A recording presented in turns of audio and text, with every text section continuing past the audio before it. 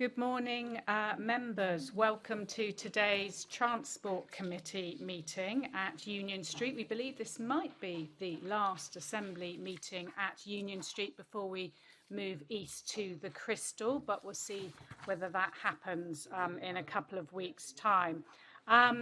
Can we please make sure everyone have got their electronic devices switched off or on silent to avoid any unnecessary interruptions this morning? And I'm going to start by asking our clerk, Paul Goodchild, if we've had any apologies and who is joining us remotely. Yes, thank you, Chair. Apologies for absence from Assemblymember Garrett, and Assemblymember Hall is attending as substitute, and Assemblymember McCartney is joining us remotely.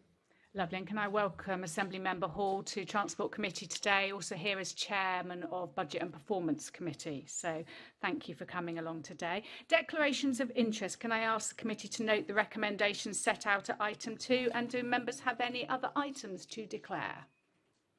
No, lovely. Minutes. Can we confirm the minutes of the Transport Committee meeting held on the 11th of January to be signed by me as a correct record? Yeah, lovely, thank you. Summary list of actions. Can we note the ongoing and completed actions arising from the previous meetings of the committee and the additional correspondence received?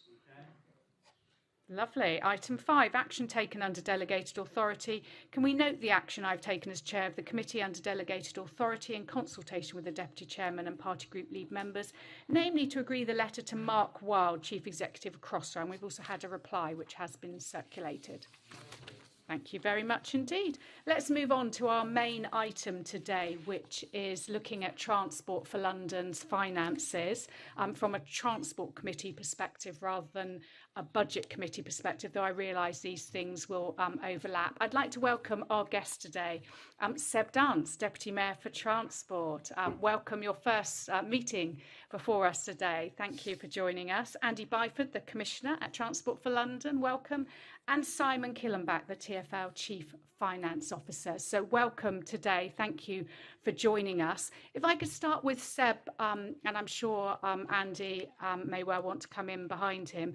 Seb, can you provide us with an update on the latest funding discussions with government for an agreement beyond the new extension to the 18th of February? Perhaps just give us some context.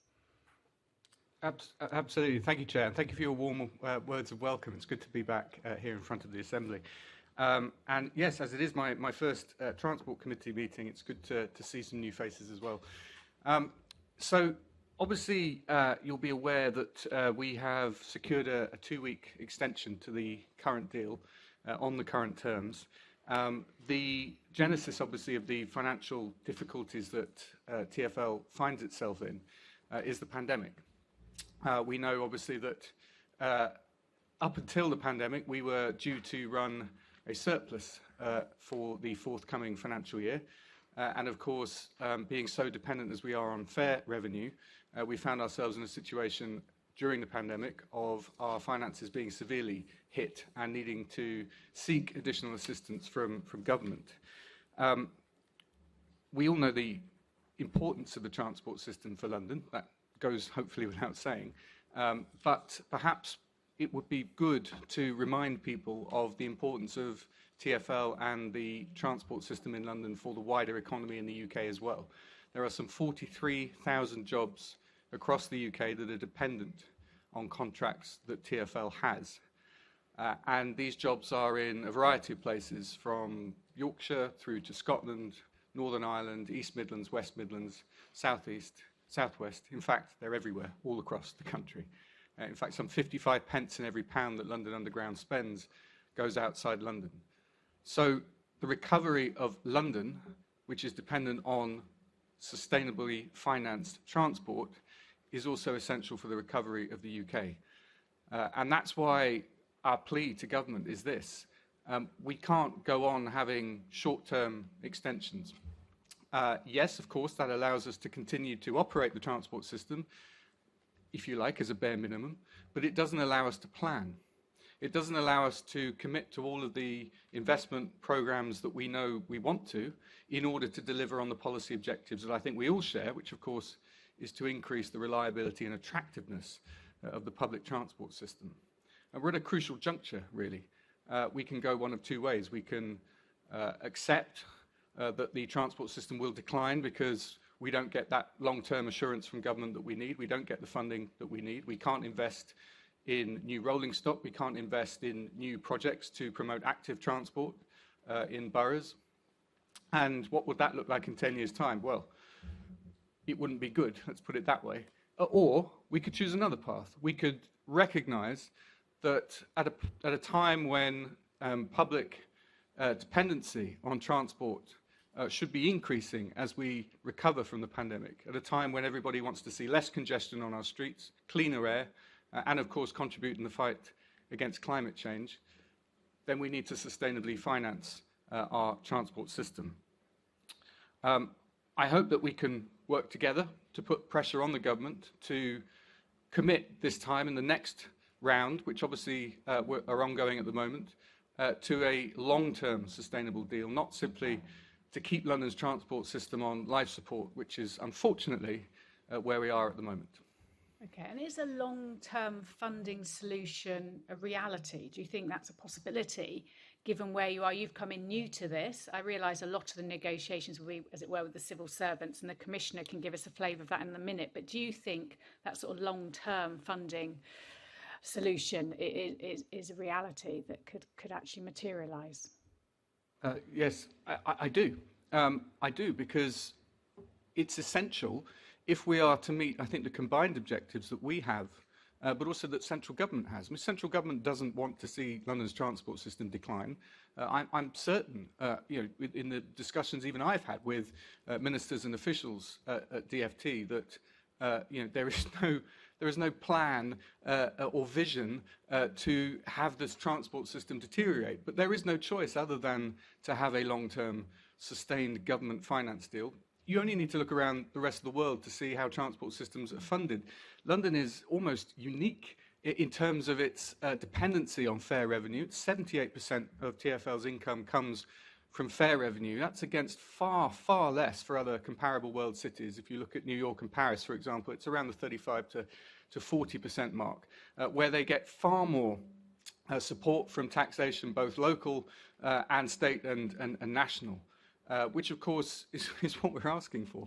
There's no such thing as a profitable metro system in the world, yet London Underground comes as close as it was ever possible to get, and yet even London Underground on its own would need support from government. So we're asking the government to step in and do what every other government around the world does, which is to fund the transport system properly. And we're going to get into some of the detail, like international comparisons, towards the end of our meeting this morning. Commissioner, perhaps you could give us a flavour of what's the progress on negotiations? Have we stepped forward over recent weeks and months, and what more needs to be done to get this long-term agreement? Sure. Well, first of all, good morning, everyone. And if I might just pick up where Seb left off, and forgive me for my voice being a little hoarse. I do not have COVID. I've been to various football matches recently. You asked a question, you posed a question of Seb, do we think a long term is realistic? I'd say it's both realistic and it's a necessity. It is very, very difficult. And I don't mean that from an emotive perspective. I mean it from a budgetary perspective, to run a £10 billion organisation when you literally have no idea beyond, say, 6 weeks, 7 weeks, even 3 months in advance of what your budget actually is. What monies you've got to play with, and that's inherently inefficient, because what we're trying to do is set the long-term course for London's transport system to, I would argue, both the capital's benefit and the UK's benefit, because obviously you've got to have a well-functioning transport system in order for the capital to flourish, to then thereby generate the billions that it has and will continue to do so for the UK to deliver levelling up. And by not having that long-term deal, what you end up with is inherent inefficiency, where we've got bus contracts stacking up. We're not able to let them. I think contractors, understandably, price in risk into their submission. So I think it costs you more in the long term.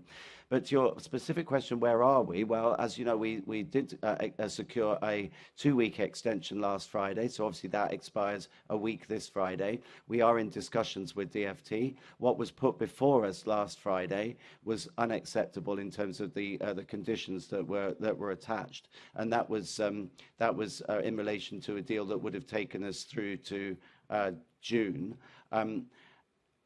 I would say straight up, I am very grateful to Her Majesty's government for giving us, of supporting us to date.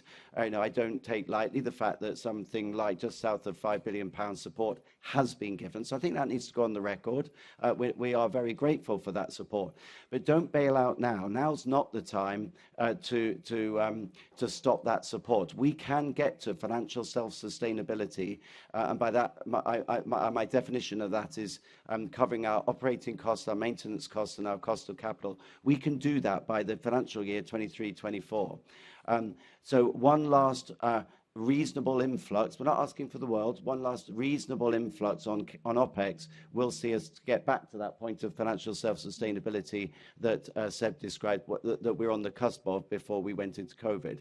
What we will need ongoing support for is ongoing CapEx support, capital support for those big ticket items. New fleets, new signalling systems, the kind of thing that no transport system can cover from its own sources. And again, to Seb's point, that's to our mutual benefit, our TfLs, the capitals, but also to the countries as we get the transport system up and running. And then finally, I think that what would be really beneficial for us is to, if we can, coincide the capital settlement with the operating settlement. I worry that we're going to be given another short-term operating deal because government won't be ready to do the capital. If that's the case, then so be it. Maybe we'll have to put up with one more short-term deal, but we must get to the prize. The Mayor has stepped up on his side of the ledger, which is the revenue contribution. I need government to work with us to step up on the capital. So rest assured, Chair, we're on that case. We've got another, week and a half to go. As soon as we're done here, we'll be straight back into those negotiations. I think it's extraordinary to hear that what you were offered was only a deal until June in any case. So we're not getting that long-term vision that we'd all thought, the long-term secure funding. So instead of all your management time being focused on just trying to get the numbers to add up and get a deal, you can actually focus on delivering the transport service in London. I think most of us will be astonished by that. Are you able to give us any more detail on what are the areas of disagreement? What is it that's the block here? Well, I think it's important that I don't negotiate in public. I wouldn't be happy if DfT did that, so I'm not going to fall into that trap either. But clearly, there's effectively 3 parts to any deal. There's the quantum in terms of the operating support that we'll need to get us through to that position of self-sufficiency. So what are we talking about in terms of quantum? The second aspect is the conditions that come with that quantum. I'm not expecting a blank check, but equally, we can't accept just any conditions. They've got to be. There's got to be financial, fiscal responsibility. We can't just, Simon and I, as my CFO, we can't sign up to something that is literally undeliverable or unaffordable. And the third is what is the quantum and duration of the capital contribution. So those are 3 critical items. There are some ancillary items. For clarity, where what was a draft offer took us through to around June. To be fair to DfT, that was because there was this uncertainty still. The government aren't able to tell us yet what the capital contribution will be. The good news is government have said that they're willing to provide such capital support. They get it. They do understand. Her Majesty's government does understand that it makes no sense not to provide us with capital support. It was precisely because they didn't yet have that clarity. They didn't have it locked down within government. That there was some talk about a further temporary deal.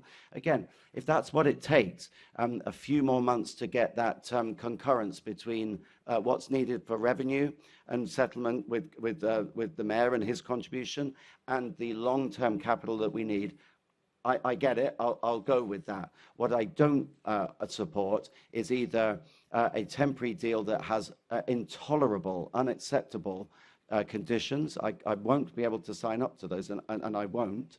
It would be irresponsible of me to do so.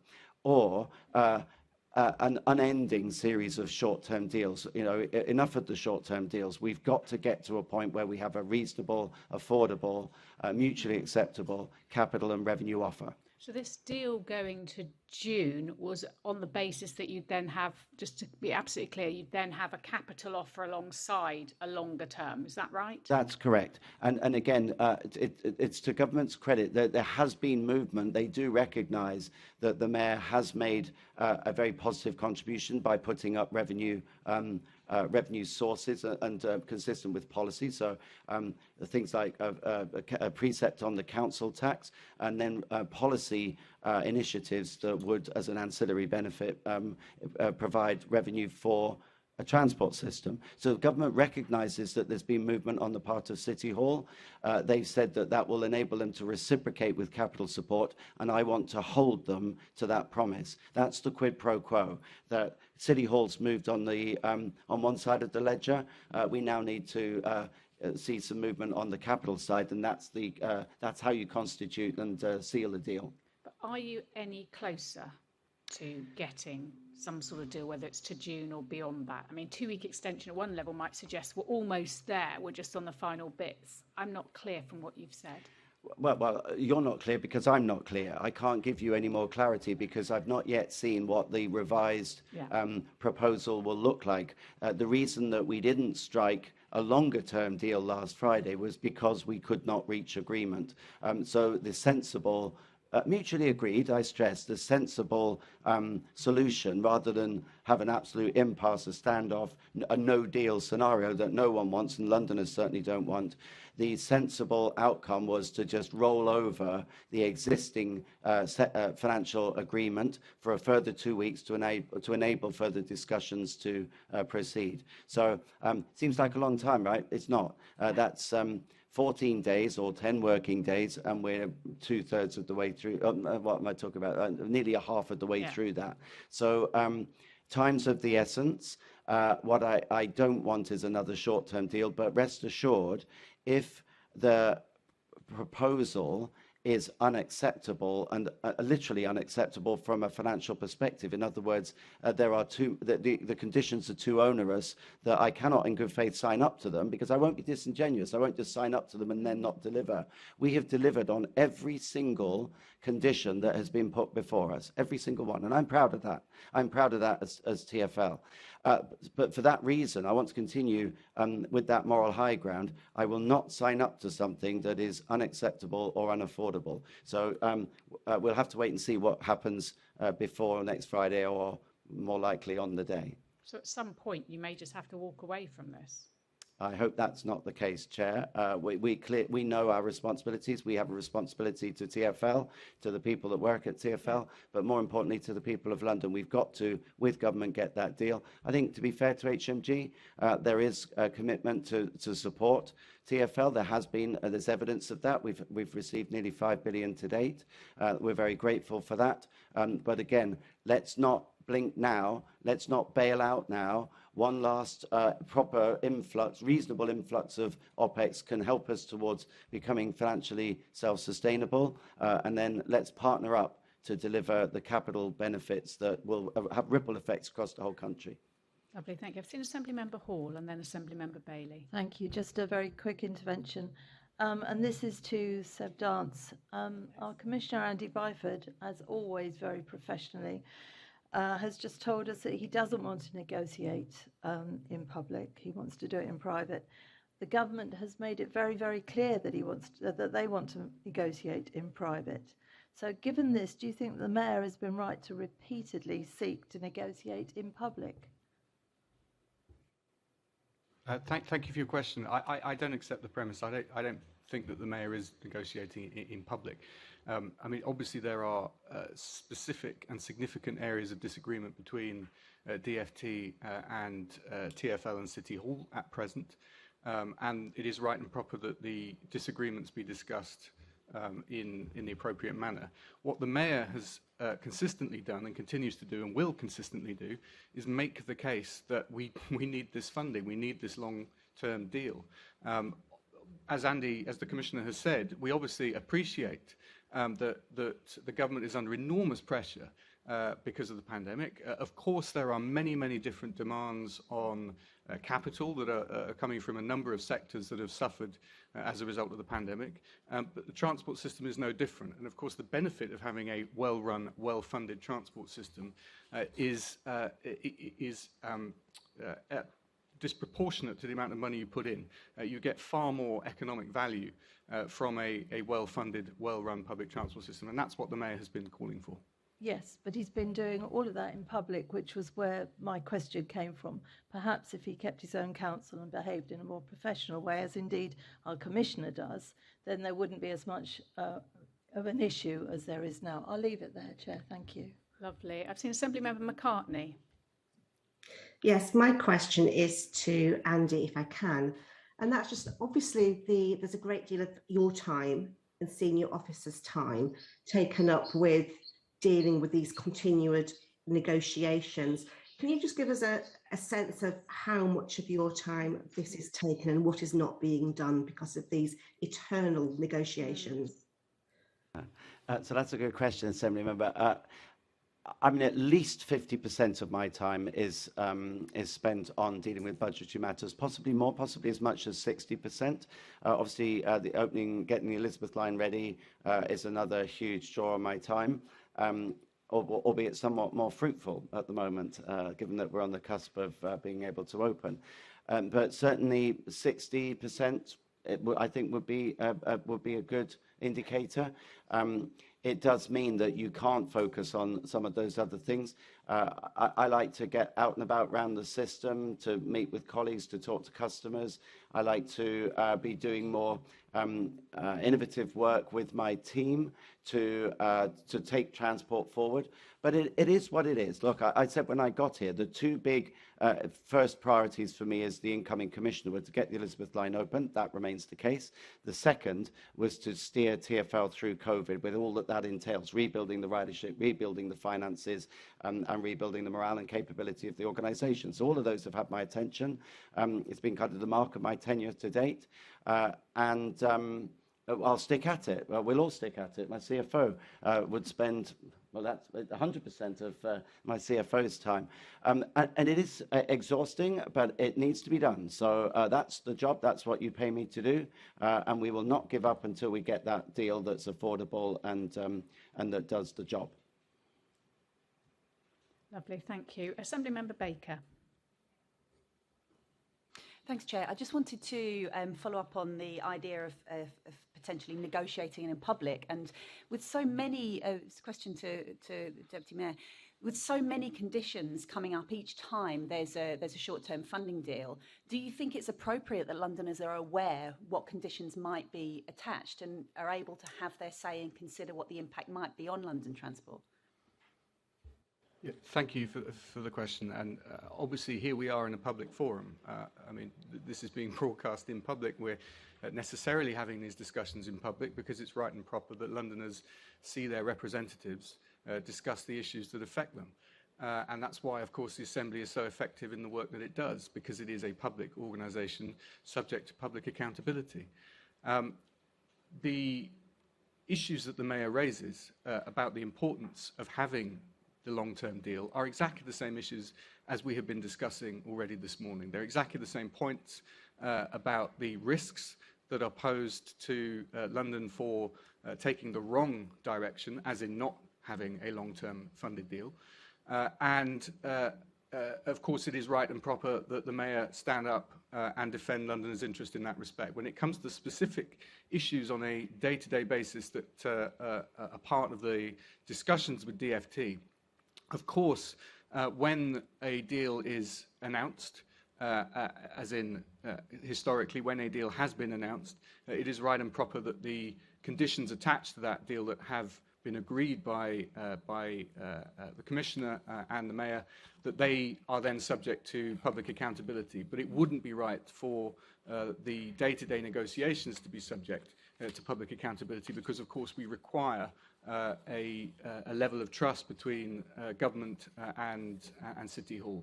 But I think there's a very obvious and discernible difference between the kinds of issues and specific points that the Commissioner has referenced, but not discussed publicly, and the points that the Mayor and indeed the Assembly make publicly, which of course are important to Londoners.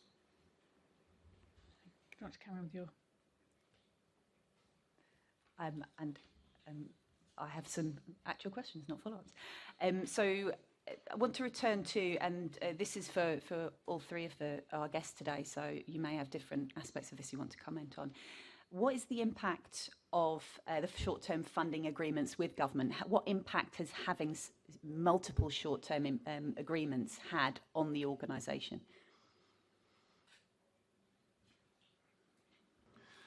So the main impact of the short-term funding agreements is it prevents TfL from being able to plan ahead and to plan and procure efficiently and effectively the services and investment that us as TfL and all of the areas that depend on us need. So what is an example of that? We effectively, as you know, contract the bus network. About 20% of the bus network is recontracted every year. We've been unable to award the bus contract since the 31st of October. We're in a position at the moment where we're working with the bus operators and there is a lead time. So you won't have seen an impact in bus services yet because we tend to contract 9 to 12 months ahead of the services coming in. But of course, as time rolls forward, and if we are continually in a position where we can't make long-term decisions, then you will start to see the impact of that on services. Similarly, we have a number of large capital projects which are due to start. We haven't started any new capital enhancement projects since the summer, and we are reducing the amount of expenditure we can invest on an in-year basis on maintaining the operability and reliability of our assets. And what all of this does is it builds up a big bow wave of investment that still has to take place. Effectively, what is happening is that we are pushing to the right decisions that we would take in the normal course of business to run the system in a reliable way that delivers on the standards of service we'd want to provide for our customers, and makes investments that will actually make life in London better and generate economic prosperity around the country. All of that is on hold until we can get to a position where we have enough certainty about the future to be able to make commitments, because an organisation of TfL's size has got to make commitments into the future, 5 to 7 years on the bus contract side, 30 to 50 years on the infrastructure side. You can't do that when you're paralysed, and we are paralysed through these short-term arrangements. Yeah. Would anyone else like to follow up on that? No? Do you think, again, to any one of our guests, is this yet having an impact on passengers, these short-term deals, either in the reality of services or in their confidence in the future of public transport in London? Is this yet filtering through, or is this an organisational issue still? I might take that one if you're happy. In the immediate short term, no, we've been running full service, and the reason we're running full service is because it is the best way to maintain customers' confidence in the system, where we've always said that you've got to have a controlled environment, so use of face masks, you've got to have a clean environment, and big shout out to our cleaning contractor. Once again, the other day we had another independent survey, not a single trace of COVID found. But number 3, you've got to maintain as much space and social distancing as you possibly can, which is the reason why we've been running the tube to pretty much full capacity, and why we've maintained our bus service. But I certainly don't think this ongoing, somewhat public tug of war between government and elements of government in which we find ourselves at the centre, I don't think that helps customers' confidence. Certainly reading about the concept and the perils of a managed decline scenario certainly don't engender or instill confidence in customers and Londoners, which is why I'm so keen to get this deal done, this capital and revenue settlement with government, because we do want to show Londoners that their transport system's in good hands and that it actually has a bright future, not one of decline and the downward spiral that would entail. And just again on services, if there isn't a deal in a week and a half, how quickly might we see an impact on services? Well, you will start to see a decline because we would progressively have to start shedding cost from our cost base.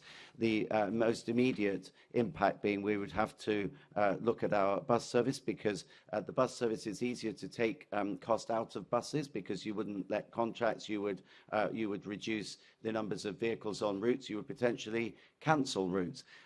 That's not to say that we wouldn't do something with the tube, but the tube has much higher fixed costs because obviously you've already got the trains, they would typically last 40, maybe even 50 years.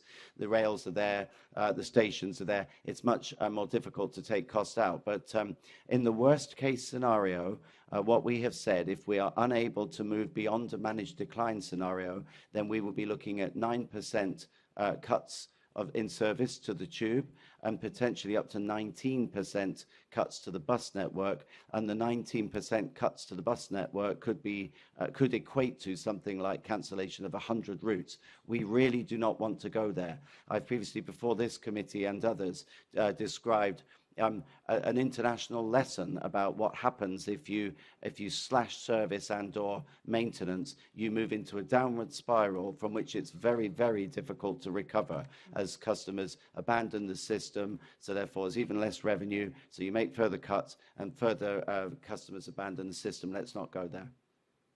I totally agree. And just returning to the organisation, Commissioner, you mentioned the amount of time that personally it takes from your time when you could be spending it on positive running of the network. In the organisation as a whole, what impact do these short-term deals have? Is there a lot of extra time? Are people's time, is staff time being used in ways that, and we talked about like backing up loads of capital work, so presumably there's work that could be done now that may then all come at once, which is a wildly inefficient way to work. Can you talk about how that affects the organisation in a wider sense? Sure. Thank you for the question. There are legions of TfL colleagues who are working on who keep having, it's a bit like Groundhog Day, who keep having to work on these deals. And again, we're not complaining. If that's what it takes, that's what it takes. We want to get this settlement with government. But we've also put together substantial documents at government's request. They asked us to do a capital review, which we did, and that was a comprehensive document. They asked us to look at other aspects of our cost base, again, resulting in reports. They asked us to look at revenue options, again, major reports. These are quality pieces of work by people who are very capable at doing that kind of thing, but there is an opportunity cost because they could have been working on letting bus contracts. They could have been working on projects that will enhance the customer's experience and the efficiency of the transport system for the future. And similarly, not surprisingly, we've got a lot of projects that are on hold, which isn't to say that the staff attached to those contracts are sitting around doing nothing, but we find them other things to do. But for example, we do have a team who are engaged with the Piccadilly line upgrade. We're building new trains for the Piccadilly line. That's fantastic. They're being built in Goole, East Yorkshire, classic example of levelling up. Massive job opportunities for people up north. But we wanted to upgrade the signalling system. So I've got really capable signalling experts who are currently effectively on hold, waiting to see if we will get that scheme up and running again.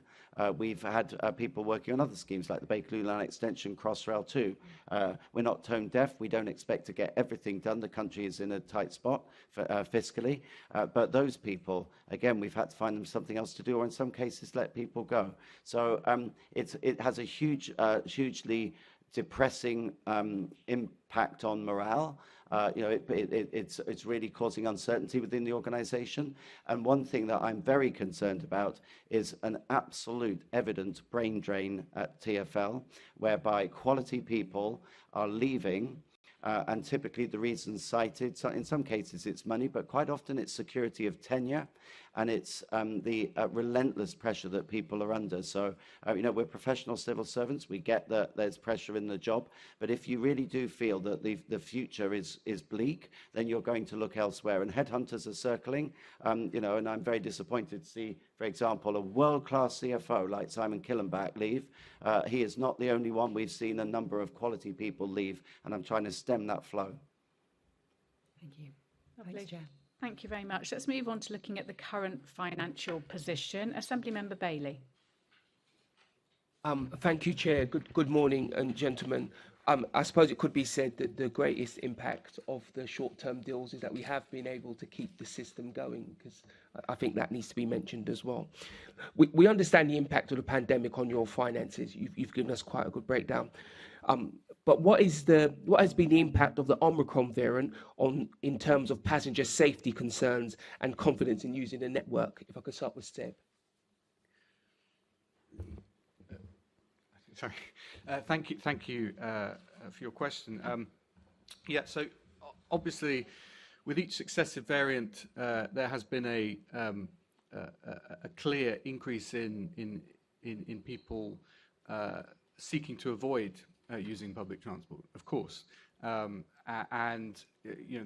general pattern is that when a new variant appears, people in the main try and wait and see what the impact is. They might vary their patterns of travel for work, for example. Obviously, increasingly people are working more days from home, though certainly not all days, and we're seeing, thankfully, an increase in the number of people using the system for travelling to work now. And of course, Omicron has been no different. And of course, the impact of Omicron in terms of its rapidity of spread has clearly had an impact where people have been isolating many more cases than previous variants, which means that there are obviously many more people who have been isolating at home and therefore obviously not using the transport system. We have kept the conditions of carriage requirement for face mask covering. I'm sure we all have anecdotal tales of compliance, but on my way here, I was extremely comforted by the fact that compliance was extremely high, and I think Londoners in general recognise that there are very simple steps that they can take to protect themselves and others. And yes, of course, we hope, and the data is still coming in, that this variant is very much milder than preceding variants. And we don't rest on our laurels, of course. We don't know whether there'll be any future variants that vary in nature. So we always have to keep a very active watch on the epidemiology of the pandemic. But certainly, I think confidence is now increasing in travel, and as the Commissioner has said, in survey after survey, and the survey is not the right word, but kind of looking at the sampling, sample after sample of the network, not a single trace of COVID has been found on any surface, on any TfL vehicle. And that obviously should give people comfort as well, that we are doing everything we can to keep them and everyone safe on the network. But we do need Londoners to play their part and wear their face masks. When you say that the effects of Omicron, do you mean its effect on health, how many people have been hospitalised, or its infectiousness? Because public confidence, because this morning on my train, for instance, the compliance with the face mask was actually very low. But I had a conversation with someone and she said, well, because she feels safe, she doesn't feel the need to wear her mask. So how is this impacting the numbers? Are people still coming back in droves? Are we still very low? What are you seeing? Yeah, we're seeing an increase in numbers. And I think, Simon, you might have some more specific figures to give, but we are seeing an increase. Confidence is definitely increasing in the network, as I say.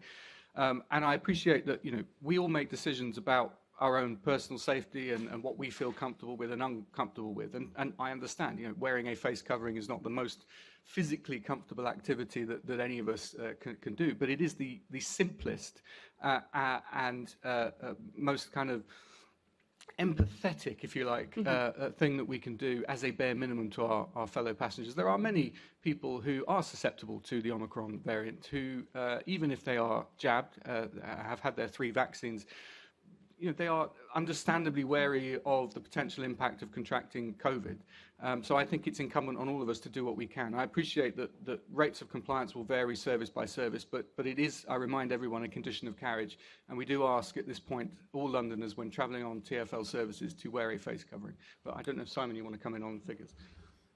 Thank you, Seb. So to give you some specific examples, Assemblymember Bailey, the week prior to the introduction of Plan B to fight the Omicron variant, tube passenger numbers had recovered to nearly 65% of pre-pandemic levels.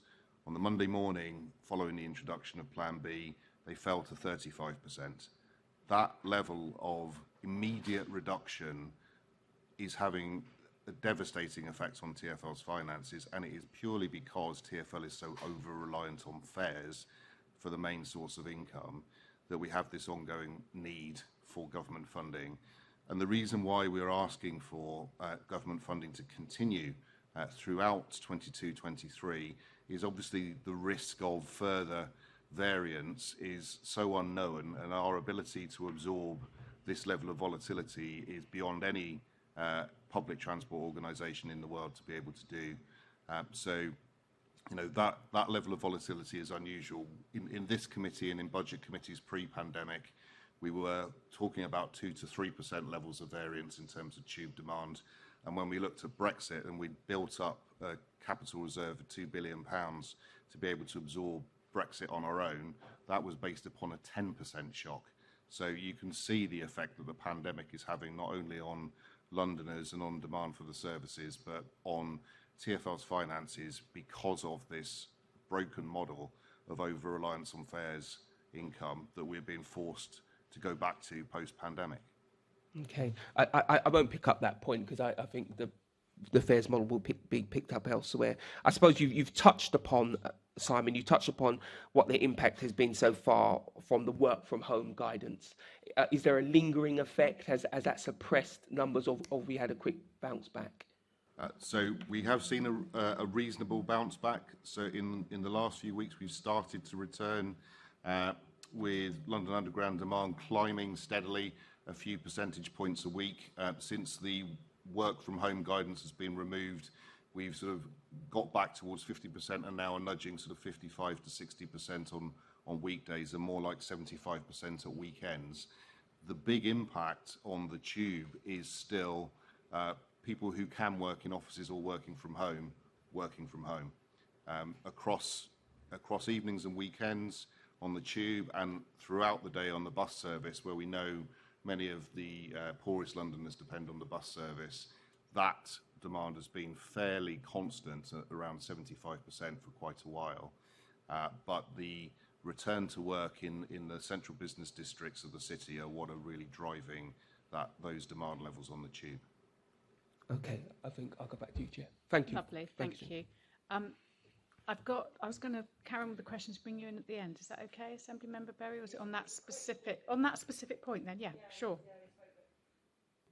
Yeah, I just wanted to check. Earlier on, Commissioner, you said that a simple sort of big cash injection now could see us through to re-achieving the financial sustainability that we were on track for by 23-24. Was that based on the assumption of a full return to work, or a different assumption about working patterns? No, that excuse me, that was based upon we've modelled certain scenarios, and we think the most likely is a scenario in which there would not be a full return to previous levels, 100%. In other words, 100% of normality. We've modelled that there will be a lingering effect, that some businesses will choose not to repopulate their central offices, that some individuals will choose choose to still work from home. Maybe not all the time, but maybe Mondays and Fridays, for example. But that notwithstanding, we can still, with a pretty rigorous savings program, we are confident we have committed to getting back to financial self-sustainability from the beginning of the year 23-24. Lovely, really helpful clarification. Assembly Member Rogers. Thank you, Chair. Actually, just before I get to my noted questions, Simon, just a quick point of clarification. As people are returning to work, are you seeing an even distribution of passengers across the week, or there's the anecdotal that people are in the office on Tuesday, Wednesday, Thursday, and not so much Monday and Friday? Is that what you're seeing? That is very much the case, and that was a trend pre-pandemic. We were seeing that actually, but clearly not in this level of volume. What the pandemic has done is massively accelerated that trend, and it really is the case that Tuesday, Wednesday, Thursdays are now the peak of activity. How stark is the difference between Tuesday, Wednesday, Thursday? And well, to give you a sort of, I haven't got that quite to hand, but what I can tell you is currently the peak of the morning peak is about 50% of what it was pre-pandemic. And I'll have a look in a minute and see if I can find that other statistic for you. Thank you. If not, that would be useful to receive, actually, if you've got some more detail on that. We'd be happy to provide that after the meeting, Chair. Thank you. So my question, which I'll put to you, Andy, what has been the medium to long-term impact of the delays to Crossrail on TfL's finances? Well, the delay has had an impact in that what we previously assumed for the revenue stream, when it would happen and what the amount would be, has had an impact. If you just bear with me, I have a table on that somewhere. It is, and it's quite a complicated explanation because it's not necessarily pure additional income because of the Elizabeth line. There's also abstraction, in other words, where it's not necessarily net new income. It's income that would pertain to the Elizabeth line, but was abstracted from people, say, who had been travelling on the Central line, who were going across. So let's just see. Pre-COVID, how far back do you want me to go? I mean, as far back as you think is relevant, really. I just want to make sure I'm reading this correctly. Can you take this, Simon? Yeah, so I can give you some figures now, but again, I think what we'll probably do, we can set it all out in a clear table for you rather than reading out from a table in public. But to give you sort of a snapshot for the coming financial year 2022-2023, our 2019 business plan would have expected fare revenues of 489 million from the Elizabeth line. Now that does include, about 70% of that is abstraction from other TfL services, and 30% was net new income from the extensions into the east and west on the main line.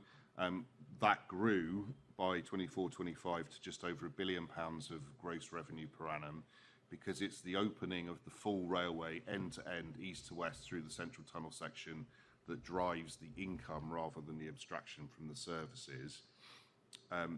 As a result of the COVID impact, and as well as the reprofiling of the opening window, the largest impact is COVID, and our latest view for 2022-2023 is that we would be getting about 60% of that 2019 business plan level, and similarly by 24-25 we'd be looking at about 65% of that 2019 business level. So from an income perspective, that is the impact of the delays in terms of the fares income that we would have expected to receive pre-COVID and pre-delays. Okay, thank you. The abstractions point is interesting. So with the new figures, are you still basing that on a 70% abstraction from other lines, or has that changed? As you would expect, the models pre-pandemic have been robust, and I'm sure you've all had extensive explanations of that by our colleague Shashi Verma, who is an expert in these things. But So the pre-pandemic models are still the ones that are used by ourselves and the Department for Transport in the rail plan model.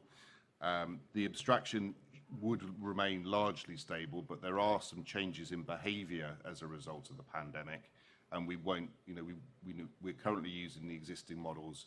We will experience through time and adjust the models as we start to see the changes of behaviour as people return to the office and we see a more normalised pattern post-pandemic. But really what you're seeing is obviously the route of Crossrail runs in similar places to the Central Line in particular, the DLR, the Jubilee Line and the Piccadilly Line. So those are the TfL services that would see the most abstraction from the new service. And then the new income comes from the use of passengers, particularly in the west, coming in from Reading into the Central Tunnel section. We're already clearly getting income from people coming in from Shenfield into Liverpool Street at the high level. Assembly Member, may I just add to that?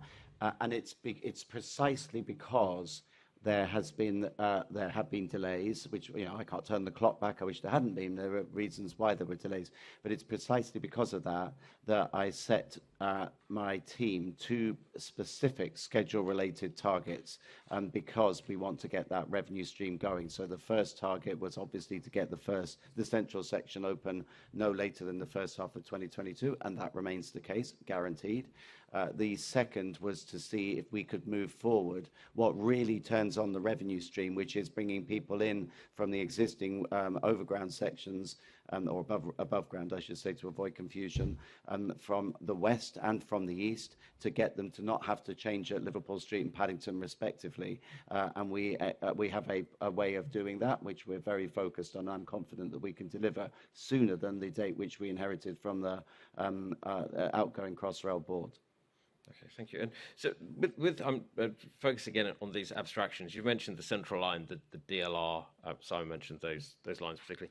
I mean, in the sort of finely balanced financial situation that TfL finds itself, are those abstractions going to have any kind of critical impact on those lines, on those modes? So I think, obviously we have known about this abstraction for a long period of time. And actually, if you think about the earlier challenge we were talking about of renewing and modernising very old existing railways, in our previous business plans and our current plan, we've taken into account that there will be this abstraction, there will be this new railway. And so, for example, we are currently life extending the assets on the Central Line until, and have pushed back where you would normally, and all things being equal and not because of COVID, we'd already sort of pushed back when you would optimally replace the Central Line fleet from a life expectancy point of view. But the issue now is that having readjusted for all of that for 2019, we've got a contract in place that would allow, the reason why a factory in Goole is being built by Siemens is for the follow-on orders for the Central and Bakerloo line from the Piccadilly line fleet. Those orders are now at risk because we don't have the funding certainty to exercise the options to buy those fleets when they should be bought. So yes, the planning of the renewal and maintenance of the existing system factors in the abstraction into the Elizabeth line. Thank you. And maybe a question perhaps to Seb, that when Crossrail does open, what's the impact going to be for passengers, but also for finances of TfL? Thanks for the question. Obviously, we're all looking forward very much to the opening of the Elizabeth line, because let's think about it. If you were to build an underground railway from scratch, if we didn't have a tube system in London, you would build it to the standard of the Elizabeth line with, big tunnels, trains that are full-sized, air-conditioned, and fully walk-through. It is a phenomenal engineering achievement, and we should be rightly proud of that achievement. So I think when it opens, it will be revolutionary in terms of the way people view travelling around and into the city. And in effect, it will act as an express service for many existing tube lines. So as Simon has mentioned, the Central Line, Jubilee Line, DLR, but also, of course, subsurface lines, Hammersmith and City, Metropolitan Circle. It will provide extra capacity. It will free up capacity on lines that, even during the pandemic, certainly at the weekends, are quite crowded even now. So it will be revolutionary. I think it's a positive news story in a landscape that is often dominated by bad news. Absolutely. As a 10-year career railwayman, I can tell there's a lot of things if we're doing from scratch that we wouldn't do now. So, moving on, we've touched, Andy, we've touched a lot on the reliance that TfL has on fares. How has this reliance on fares income affected TfL's ability to be resilient in the pandemic, and how has this affected passengers? Sure. Well, I think that in good times, you can get by with a 72% reliance on a passenger fare income. It's not ideal. It's certainly not the norm. I think back to my previous gig, New York City Transit, 38% reliance on fares through the fare box, which, as the Deputy Mayor said earlier, is more the norm. That's akin to somewhere like Paris.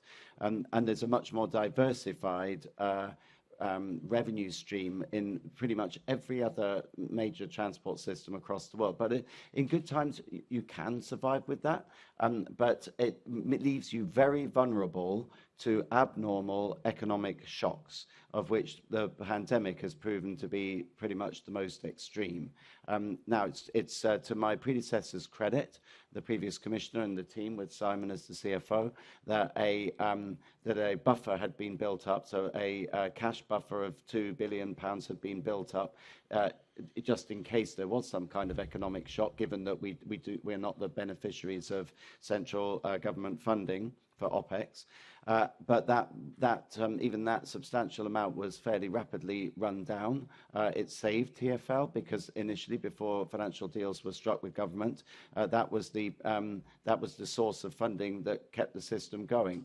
So I think one of the learnings from the COVID crisis has been that we must find a way to make our funding model, the mix of revenue sources, less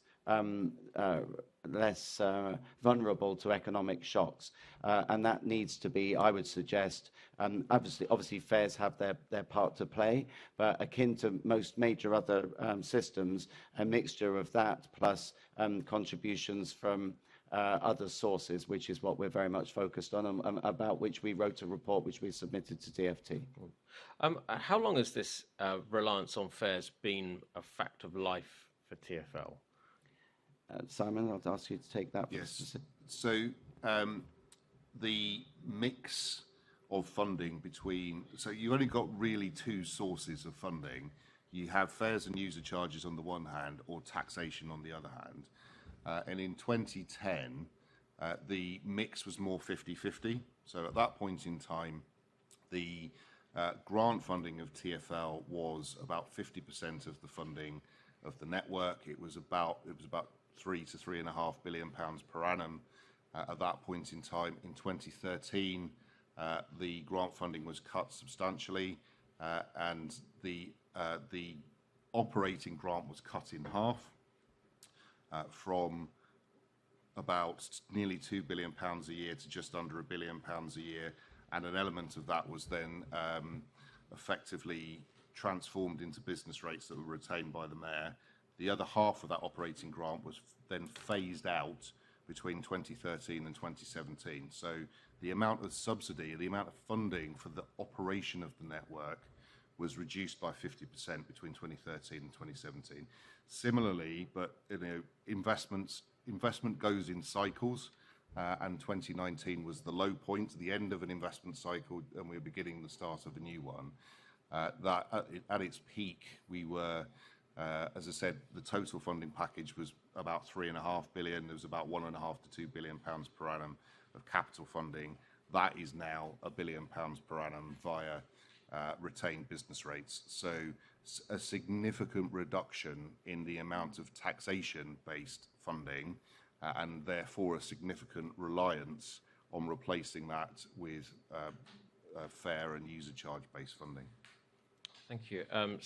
The Commissioner mentioned that the reliance on fares makes TfL vulnerable to economic shocks such as the pandemic. How has that resilience been impacted by the 4-year fare freeze? Well, pre-pandemic, we were obviously in the fare freeze, and TfL was on the cusp of financial sustainability.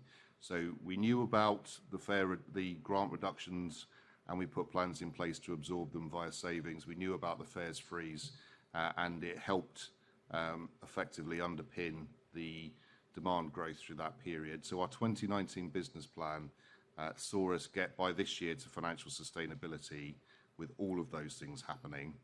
But what it had done is it reduced our resilience massively to any form of risk. You know, we built our cash balances in 2019 up to £2 billion per annum because of the threat of Brexit. I remember a discussion with the then Chancellor who said, "How long does that buy you?" And I said, "It's about 3 months worth of money."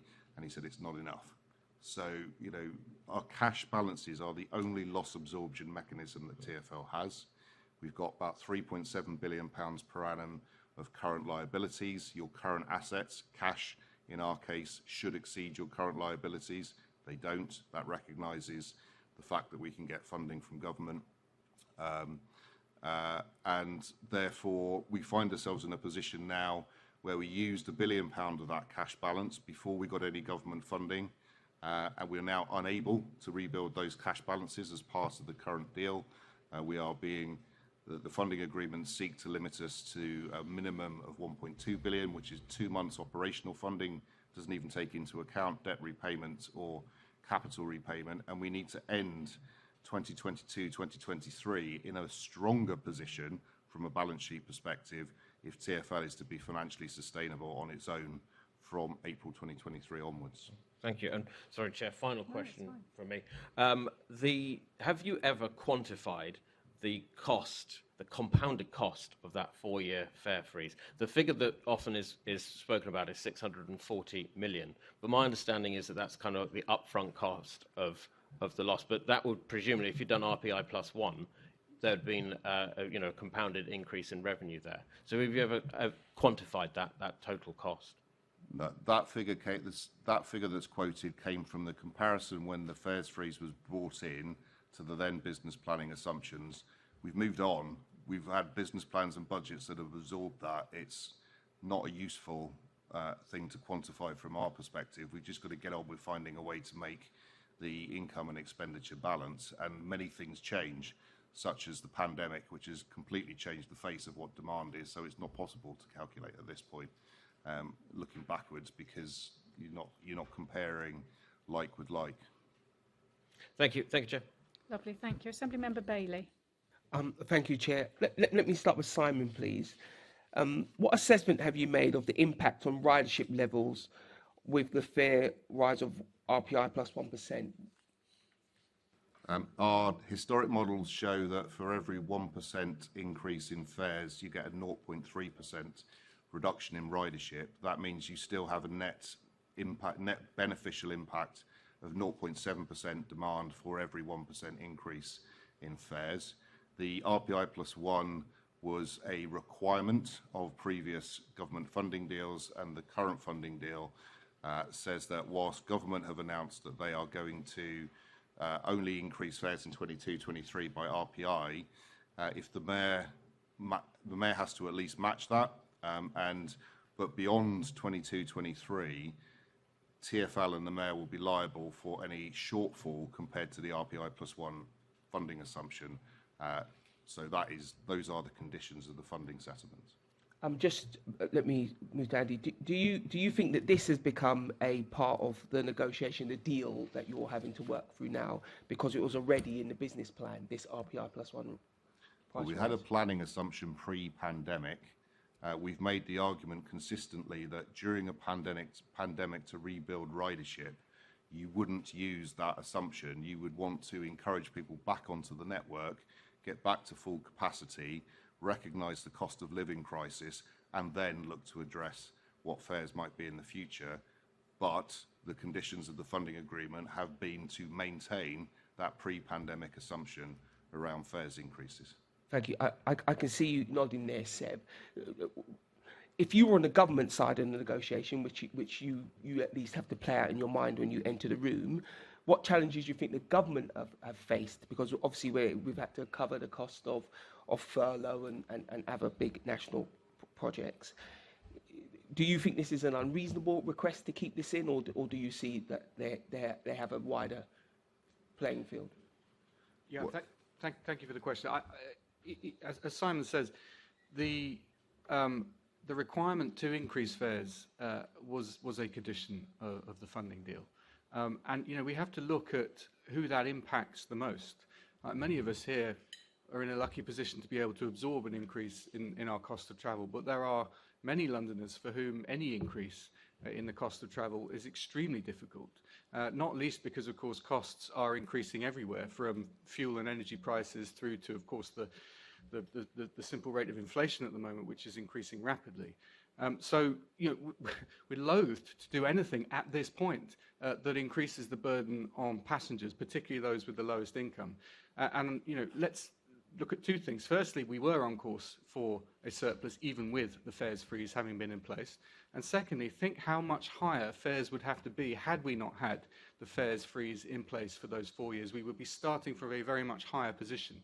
And we would be having correspondingly lower rates of ridership on our transport system, which of course does everything against the policy objectives that we all have, which is to make this city more sustainable and a better place to live, which depends on more people using the transport system. Now, I do appreciate, of course, that the government is under enormous pressure from a range of different areas and sectors that have been hugely impacted by the pandemic. And, you know, as the Commissioner has said, in terms of budget forecasting and foreseeing shocks, this pandemic is, of course, at the extreme end of anything that anybody could possibly have imagined. When you think about a 95% reduction in fare revenue, for example. So, of course, there are huge pressures on government, but look at other areas of spending. Look at, for example, the amount of debt that was written off only a few days ago by the Treasury. The sums involved in some of the other areas of spending are very, very much bigger than what would be required to have a sustainable and well-funded transport system. And again, go back to the original point, we're only asking for what every other government in the Western world gives its capitals and major cities in terms of proper funding for their transport systems. I think later on we'll come to the international comparisons, which I think are trumpeted loud and hard, but are not always a very useful measure. Has TfL seen a significant reduction in the use of travel cards as hybrid working becomes more widespread? Let me go to Andy with that. Or Simon, by the way, whoever can cover. I think unless Simon wants to give a specific, I think we should probably get that in a written answer to you from Shashi Verma, because then we could, rather than just give an anecdotal answer, we'll give you the actual evidence. What I can say is Travel Card, which has been a very successful product, has begun to be less in demand as people have migrated en masse to pay as you go. It isn't the hugely popular product that it once was, but if you'd like the specifics, we'll happily provide that in writing to you. If we could get some trends on ticket usage and types, that would be really helpful. Thank you. We've got analysts who can provide that. Because travel cards are hugely practical for people at the lower end of the income scale, because they allow you a way to budget. It's very, you get to lock in your travel costs, as it were, and then life can't take that away from you. Seb, you talked about the budgetary pressures for the government, but some of what's happening now here for TfL with this price rise is different, because, for instance, only 50% of Londoners use public transport. So when we raise money through normal taxation, the other 50% who don't use transport are paying for it. If you live in London, there's a direct benefit, you could still argue. But only 13% of the nation use public transport, and they're asked to pay for it. So are you comfortable with that notion, then asking for TfL to be stood up to the same level that you say other systems are, against having us who actually ride the system pay more for it? No, thank you. I understand the premise of your question, but of course, it works the other way around as well, which is that public transport users are subsidising the roads and car drivers. So, you know, we have a transport mix.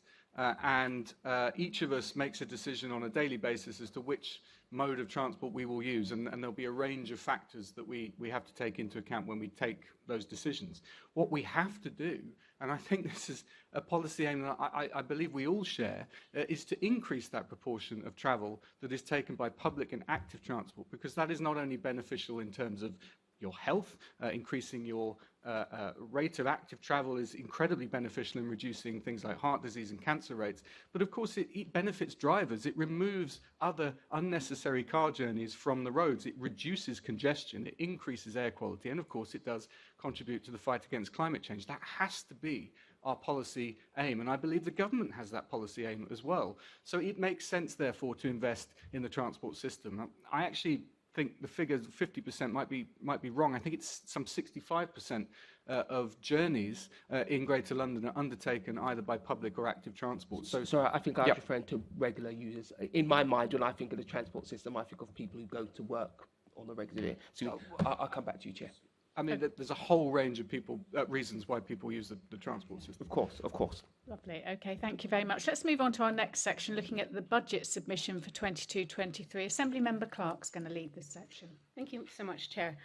Seb, you've answered this a bit in your opening remarks, so I'm just going to come directly to Simon on this. What does the latest funding agreement extension with government mean for the 2022-23 budget submission and the managed decline approach?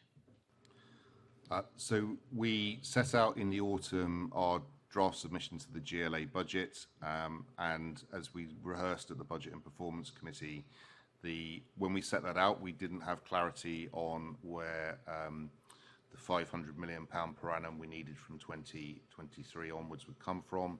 The Mayor has now made a commitment to raising at least £500 million per annum. So we're now working on the basis of a budget that balances and meets our obligations from a Local Government Finance Act perspective. But despite the introduction of £500 million of net new income from Londoners, it still requires us to deliver a managed decline budget. And that is on the assumption that we get £1.2 billion of grant funding for next year from the government.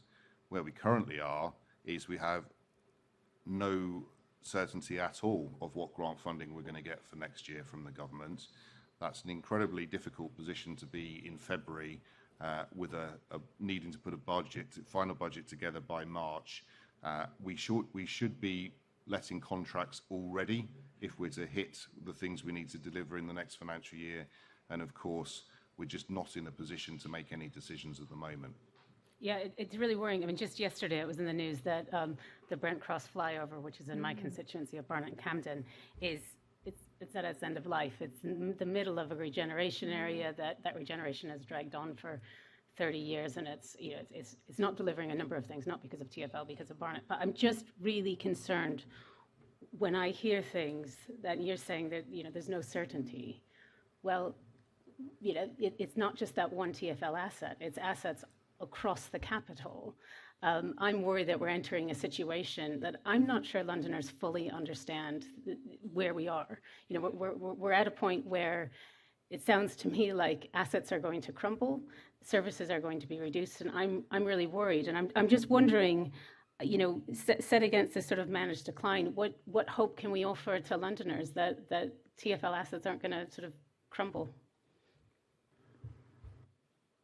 I mean, the first thing I'd like to say is one guarantee I will give Londoners is that we will not allow any piece of infrastructure to degrade below the point at which it can be safely operated. That's a given.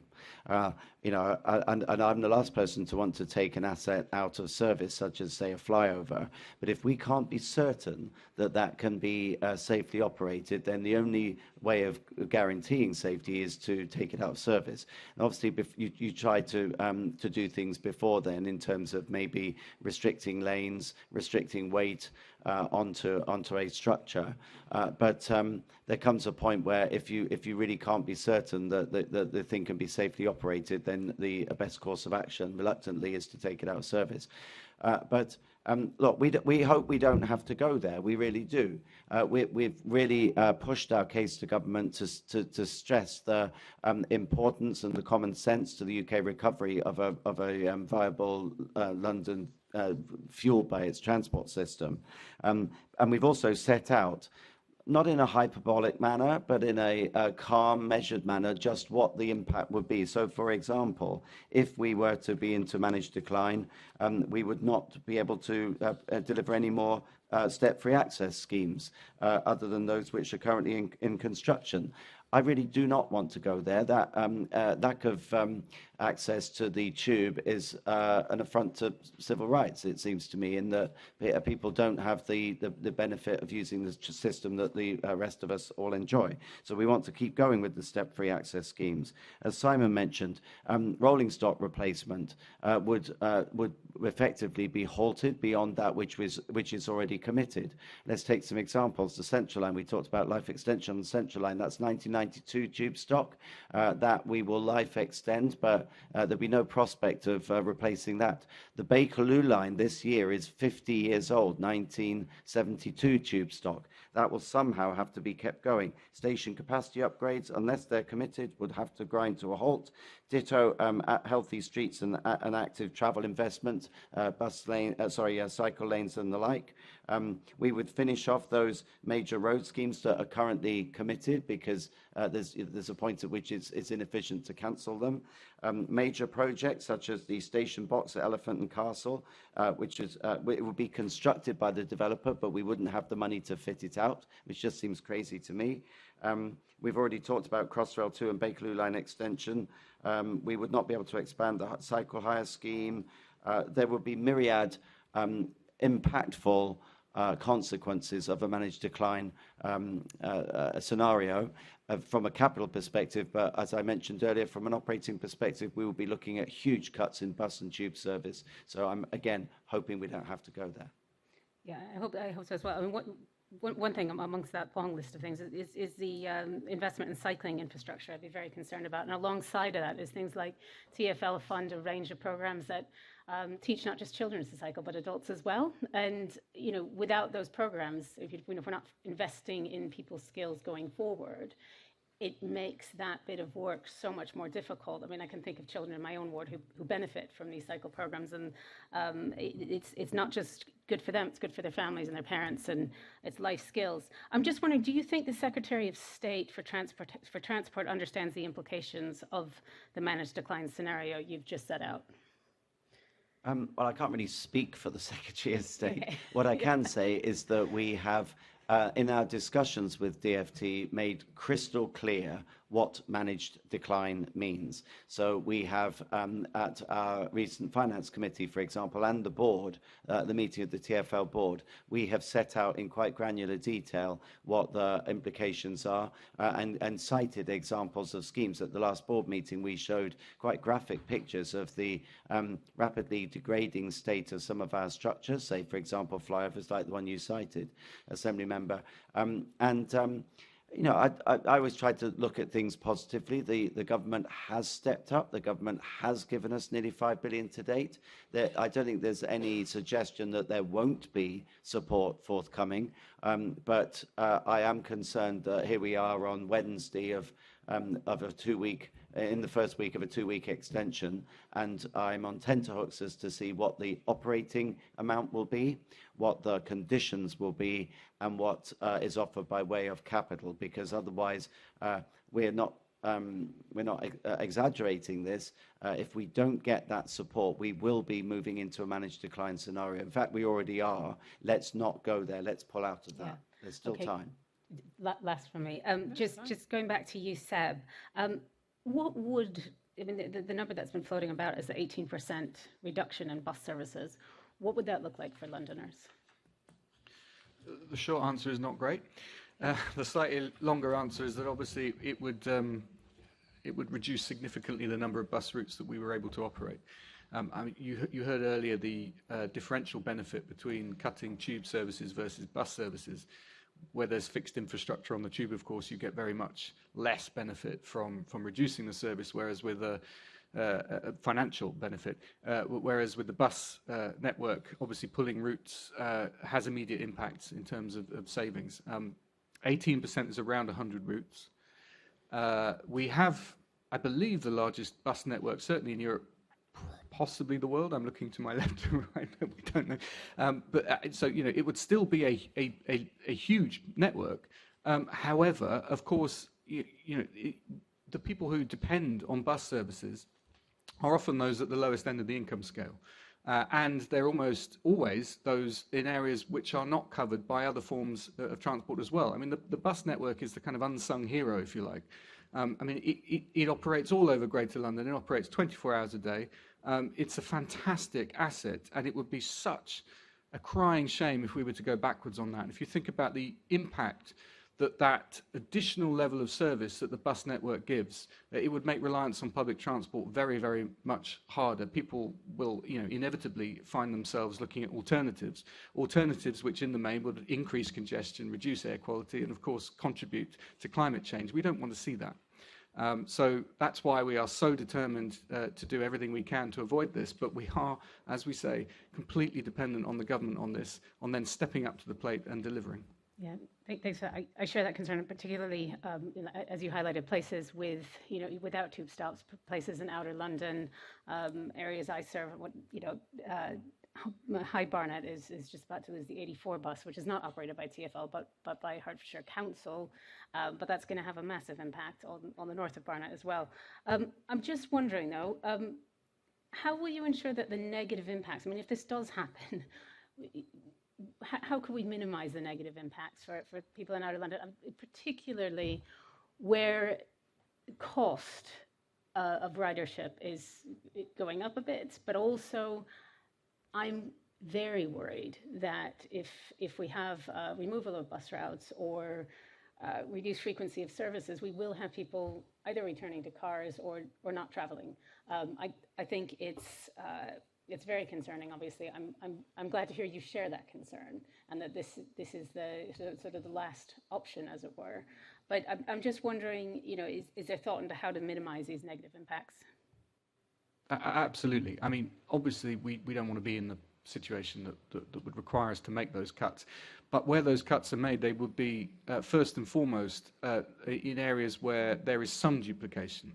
And certainly we would be looking to minimise as much as possible the impact, as I say, on lower income families, but also in areas where there is very little alternative in public transport terms to the bus network. But these will not be easy decisions. I mean, there is no such thing as a non-necessary bus route. It's necessary for someone, and in many cases, many people.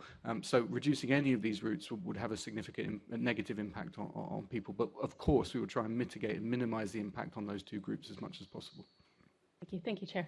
Lovely, thank you. Could I just pick up a couple of things in terms of the areas in this managed decline scenario? What's the impact on the London Overground? Because certainly on the branch that goes to Clapham Junction, there was work with developers in the Surrey Quays Canada Water area, and there was funding. Is that funding at risk, and the increase to 6 trains per hour from 4 trains per hour in this scenario? Thank you, Chair. So the majority of the improvements on London Overground were being taken forward through the Housing Infrastructure Fund funding. We are currently looking for confirmation that funding will continue to be forthcoming. We don't have that confirmation as we currently stand today. Okay, so that's a serious worry in terms of viability of the development there, but also funding. Seb. Yes, thank you. Just to come back, there has been some reduction in the last few weeks on some London Overground services, but that's been as a result of staff shortages, and we're back to full service. So in case people are wondering why there was, on some occasions, a dip, that's the explanation. But this planned boost, which was going to really transform that branch on the Overground, is still up in the air then? Okay. And then I wanted to pick up, because you talked about, and I saw the terrible piece on BBC London News last night, just sharing one of many assets in London, the state that it's in. You presented this at your board. Now, am I right in my recollection that the government has 1 or 2 representatives who attend the board? I think one of them may be Andrew Gilligan. So has he been actively attending the board? And does he receive, and I think there might be another person, receive all the paperwork? Chair, I can confirm that there are two government special representatives, Becky Wood and Andrew Gilligan. Andrew Gilligan gets sent all of the collateral. He does receive the paperwork. He has not attended recently. Becky Wood has. Great, thank you. I thought it was useful just to get that clarity that that information you're presenting to your board is going straight into government as well. Okay, thank you.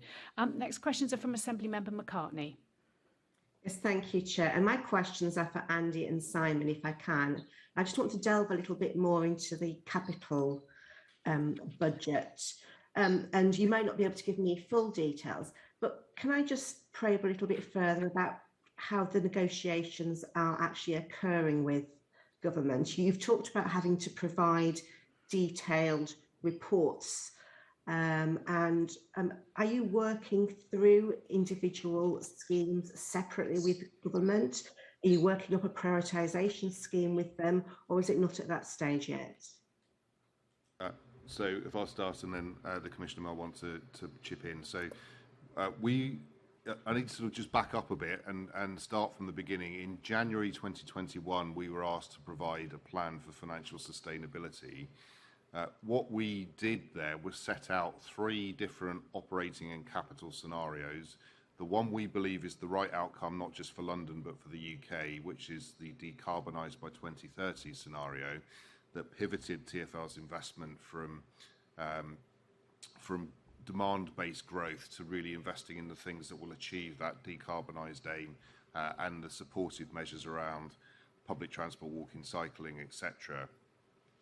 We had a financially constrained scenario, which was the basis of our comprehensive spending review submission in the summer. And of course, we had the managed decline scenario, which is what we are now facing. So over the course of the last 12 plus months, we have not only submitted the financial sustainability plan, but we've submitted much more detailed underpinning documents. We are, since January, in much more detailed discussions now. We're getting more engagement now from the government in trying to understand the capital programme at a more granular level. We're providing huge amounts of detail on an almost line-by-line basis, certainly line-by-line for all of the capital enhancements work and significant detail around the 3,000 odd projects that are part of our renewals programme of capital investment. So yes, we are providing a huge amount of detail that sits underneath these programmes. And can I ask, how is TfL setting out their priorities? Is it on the basis of what you think government will wear financially, or is it on the basis of where you actually believe capacity needs to be improved? And I'm particularly interested in the Piccadilly line signalling. So as I said, we set out 3 scenarios. We've gone through each of the 3 scenarios that have different both.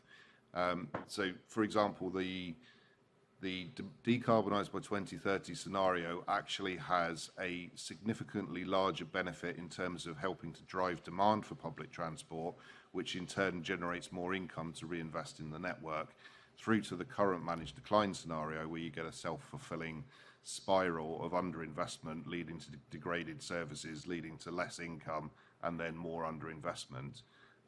The prioritisation methodology within those 3 scenarios we had to agree in the autumn of 2020 with the government. It prioritises our statutory responsibilities for asset stewardship of the existing national infrastructure that TfL is responsible first. As Andy said, we have safety obligations for our operating licences for the tube and for the railways, and also there are minimum safety obligations on the road network. So those are priority number 1.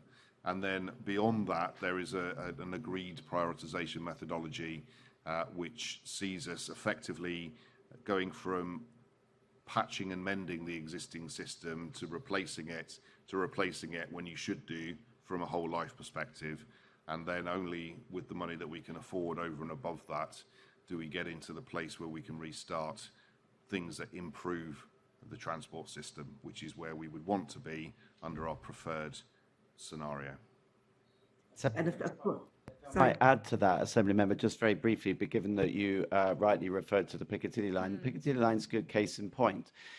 In that if we don't upgrade the signalling, we will still be buying the new trains. The trains are under construction, but you just will not derive the full benefit that a full line modernisation of the Piccadilly line would otherwise have delivered, in that you will still be reliant on very maintenance heavy what's called fixed block signalling, which is inherently less efficient than moving block signalling, in which you can run many more trains. We still have to upgrade the depots to accommodate the new trains, to receive the new trains. And to me, it would just be wholly inefficient not to go the whole hog to re-equip that line for the future. It's a very critical line. It's a very busy line. It goes to Heathrow Airport, which is very much a strategic objective for any transport system to serve its primary airport.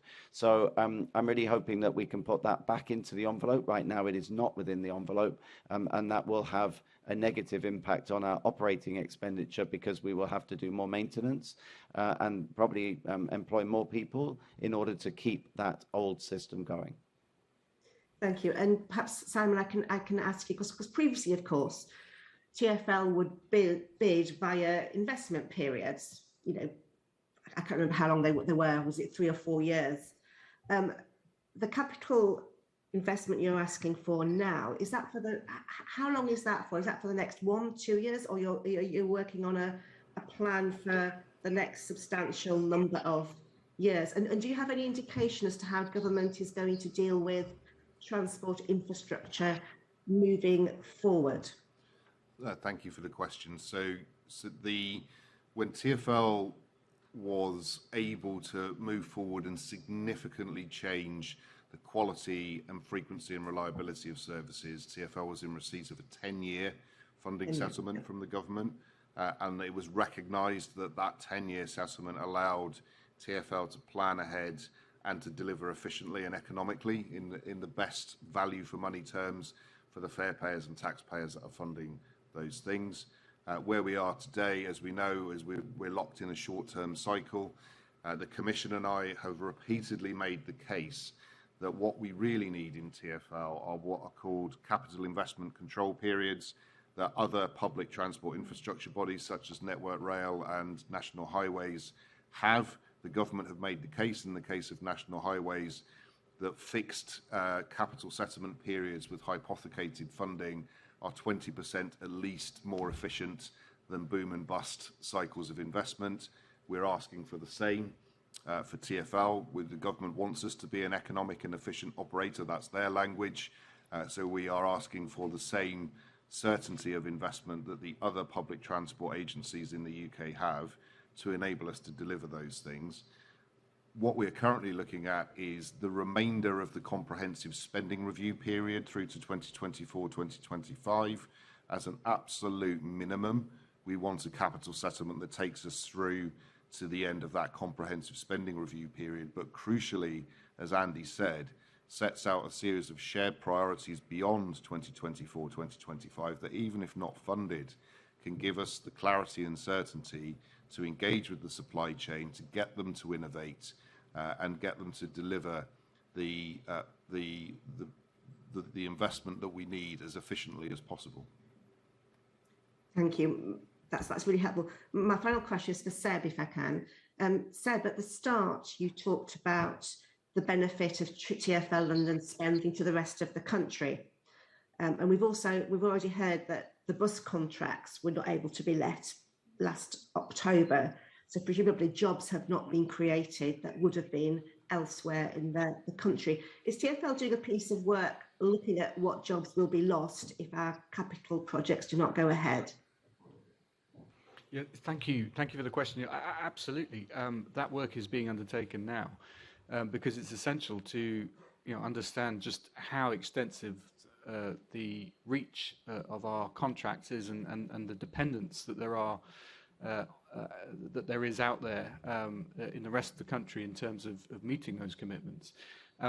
As you will have heard already, the nature of planning in an organisation as big as TfL requires a huge amount of forecasting, of foresight, and decisions that are taken on the basis of financial situations that are foreseen rather than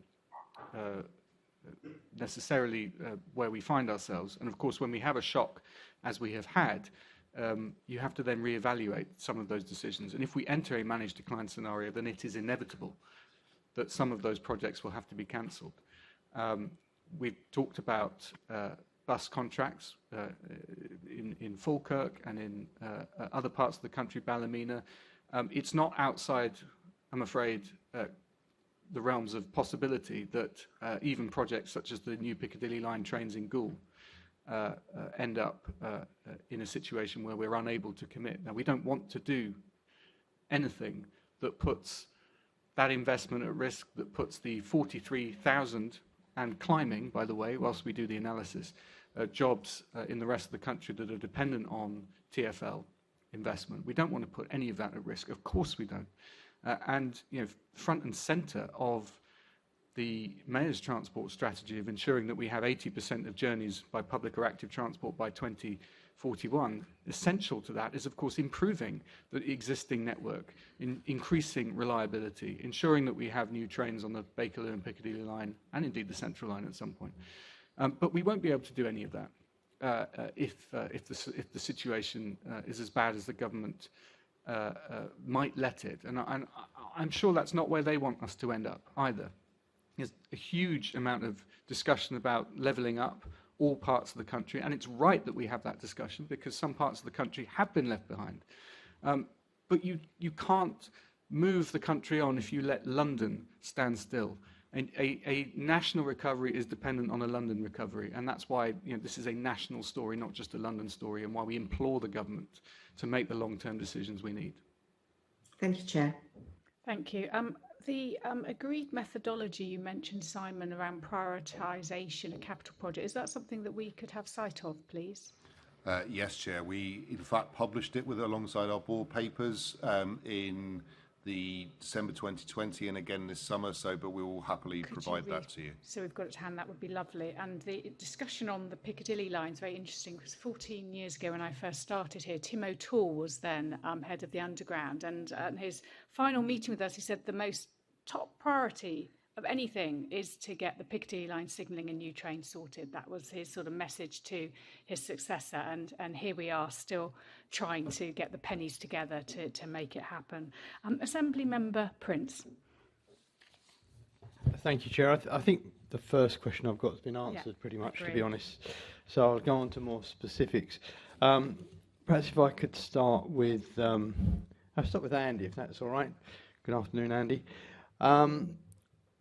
Can you tell me, will there be any impact on the Silvertown Tunnel project and its PFI deal in relation to the current financial situation? Obviously, this is an essential transport piece of network to reduce pollution in the area and also to increase the public connectivity between the north and south in East London.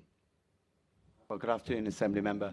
The simple answer is no. The costs of designing and constructing the tunnel are being funded through private finance, which don't form part of our budget. And obviously, we've got some staff who are assigned to that project, but the lion's share absolutely is covered elsewhere, and so therefore there is no impact. That's fantastic news for East London. Thank you. Could you also perhaps confirm a couple of other specifics? I'll give all three of them in one go, actually. So we've got Bank Station upgrade. Will that be affected? The South Kensington Station improvements? And also, from my neck of the woods and across the whole of London, actually, the Central Line rolling stop upgrades, they've all been started. Is there any potential that they might be affected? What we've generally said is where we have started something and for which we're contractually committed, or if we've reached the point, we've gone beyond the point where it would actually cost us more to stop the project than it would be to finish it, then it's a bit of a no-brainer really to continue. So Bank where we're making great progress on putting in the new southbound platform, and the various other capacity improvements will be finished. South Kensington escalators, again, progressing well. We're doing all 5 all at once. They will be finished. Central Line improvement project is still within the envelope. There are some complexities with that project, but it's not anticipated that will be dropped. Lovely. And can I just be a bit cheeky and say, could you give us a Bond Street update? Crossrail, Yes. presumably. Sure. So Crossrail, when TfL inherited the Crossrail project at my request from the outgoing Crossrail board, Bond Street Station was 18 months behind, 18 months behind. As you know, we brought in a specialist expert. I call him the world expert at finishing stations. I managed to persuade him to come out of retirement, actually. He's an American guy with whom I worked in Toronto. Not only have we only got Bond Street left to go, we just took beneficial use, in other words, handover of Canary Wharf. Bond Street's now about 3 months behind. So we've clawed it back from 18 months to 3 months. I don't think it will, in fact, I'll say it won't open concurrent with line opening. I don't want to hold up line opening for one station, but it won't be far behind, Assembly Member, and I'll keep you posted. It's making really good progress. Right. Thank you for that transparency. Thank you. Lovely. Assembly Member Berry. Hi, yeah, just a few questions about Silvertown. On the assumption it isn't paused or cancelled, as would be my preference, I'm going to ask questions about the implementation, but just not to say that I'm endorsing that by doing so. In the documentation accompanying the development consent order, there is quite a strong commitment to monitoring traffic impacts in the wider network and mitigating those. Specifically the traffic impacts mitigation strategy. That appears to come with quite a capital commitment. Is that fully funded through current programmes, or is that intended to be covered by adjustments to the charging?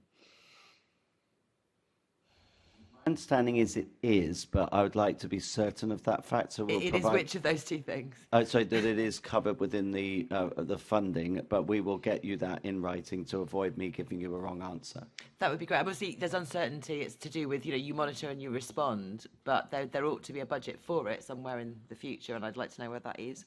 Yeah, I can confirm we are committed to monitoring the transport impacts. We would do that on any major scheme because... Well, you're obliged by the DCO as sure, well in this case. Sure, so it was to give you that assurance that that's not an outlier, that will, of course, conform with that normal requirement.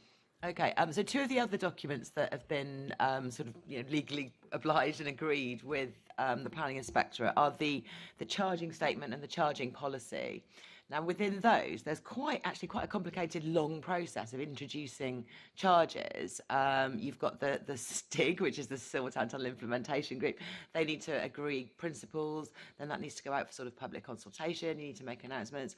Obviously, there's technology and things to bring in and trial. That's a long process. The tunnel's currently set to open in 2025. So when can we expect to see the start of this process and announcements and consultations about things like the charging scheme or the investment in technology, that sort of thing? I think, again, Assembly Member, if we may, we'll come back to you in writing on that. I need to check with my experts who have carriage of that project. Okay, thank you. And then, obviously, it's absolutely imperative that the charging is ready to go on day one. You can't have any days of the induced traffic that the new tunnel would cause. So are you envisaging currently trialling charges on the Blackwall tunnel ahead of opening the second tunnel when Silvertown itself is ready? To be clear, the charges apply to both tunnels in the end. I think we have the ability to do so, but we're not intending to do so. Again, we'll roll that up into our response to you. It's a legitimate and fair question. We'll cover the sequence of events is what I'm asking about. Okay, thank you. Lovely, thank you very much. Let's move on to our final section on financial sustainability, and Assembly Member Hall's going to lead on this. Thank you, Chairman. Seb, may I say I'm thrilled to bits with a comment you made. You obviously understand what levelling up means. Many in the media pretend that they don't, and it certainly doesn't mean anything bad or negative for London, the contrary. And in fact, the Commissioner mentioned earlier that the government has already given them nearly £5 billion, for which you're grateful, and you've all accepted that the government does want to sort this out. And like everybody on this committee, we hope it's sooner rather than later. And we'll all use our best efforts to see if we can get that moving faster. Seb, I will read you the question that I've been given, but a lot of it has been covered really. The Mayor of London has said that TfL's current funding model is not fit for purpose. So how should TfL be funded in the future? And what will a future and financially sustainable TfL look like for passengers? What potential impact could this have on them? Thank you for your question. And I'm pleased that you were thrilled with what I said. That's always a good thing. I think when we look at the international comparisons, that's a really important part of this picture, because obviously the challenges that any transport system faces are going to be common across many different parts of the world. It's the nature of transport systems that they throw up the same problems and benefits no matter where you are. So on that basis alone, it is essential that we reduce TfL's vulnerability in the future to shocks. Now, as we've discussed, we've had probably the most extreme shock that you could foresee, but I mean, well, I hope there isn't a more extreme shock round the corner, but one never knows, right?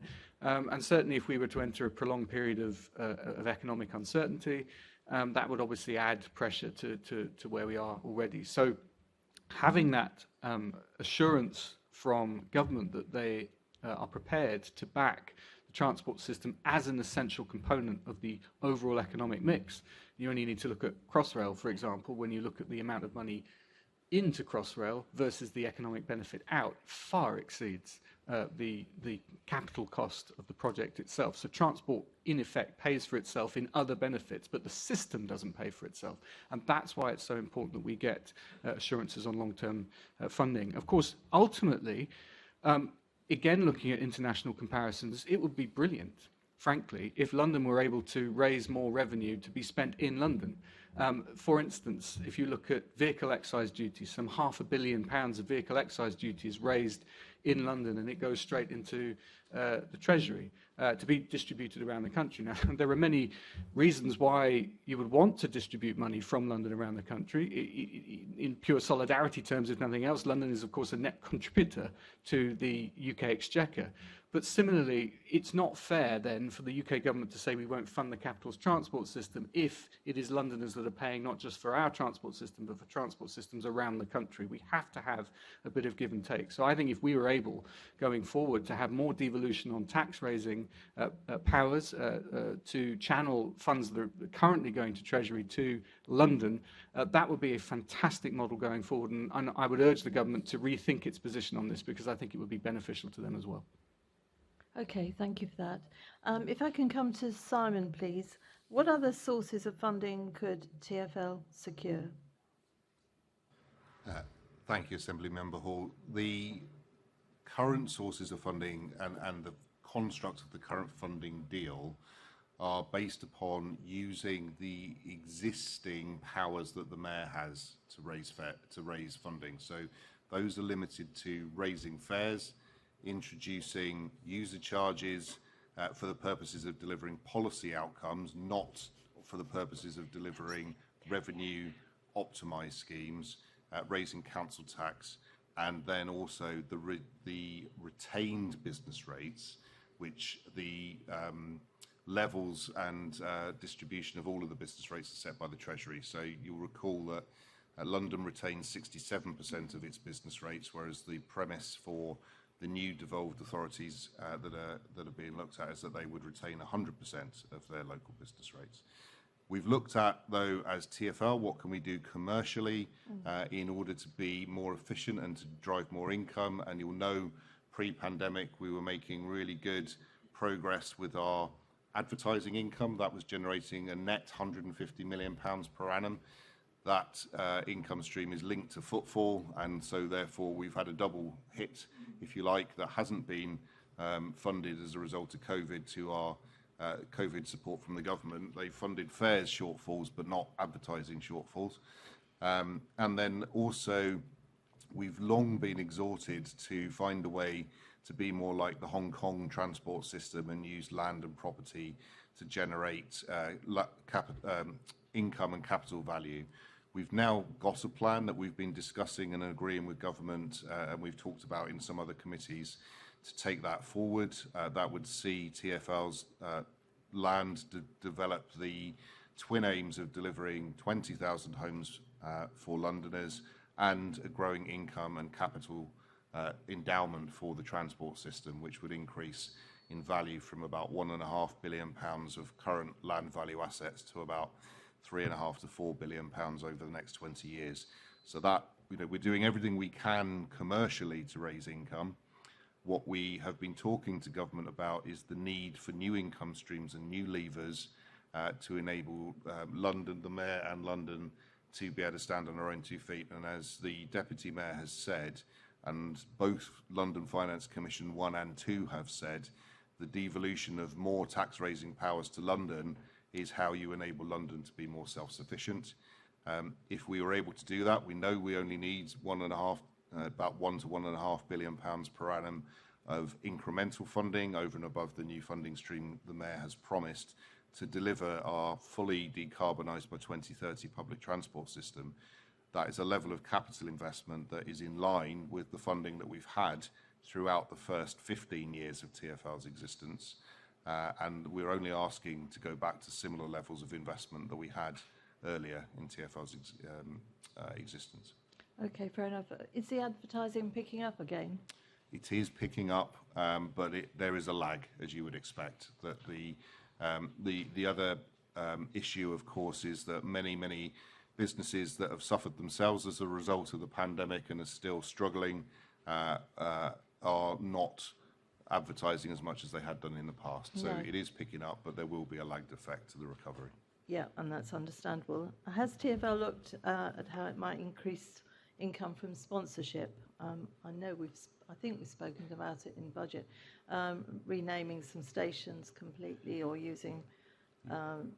Yeah, we actively pursue sponsorship wherever we can. As you will know, a number of our services are funded effectively by their sponsorship, such as the Santander Cycle Scheme and the Emirates Airline. We have looked into the naming of stations. What we find is that typically the cost of the value to the person who wants to rename the station is broadly the same as the cost of renaming the station, and that's not changing TfL's nameplates. Is that we actually have to change in the Network Rail ticketing system the names of the stations, so it doesn't raise a lot of money. Right. We have looked at international examples, and where you find places in the world such as Dubai Airport, for example, that is a strategic investment by people who are trying to buy a market share in an area that isn't available to us in London. It's not, we have experts that advise us on this. We do everything we can to raise it, but there isn't a meaningful amount of money currently to be found via that route. Okay. Where else could TfL make savings? I might take that one. Well, we are looking in all areas, Assembly Member, and we have already got a pretty daunting savings target on the table as it stands. We have a £730 million LU London Underground modernisation programme underway, which is a huge amount of money to find, but we're committed to achieving that. We've already committed to and delivered £300 million as a one-off saving in year. That was one of the specific target or conditions of one of the funding deals that we had. We are looking at tight cost control across the organisation. Simon and I personally oversee things like recruitment of staff.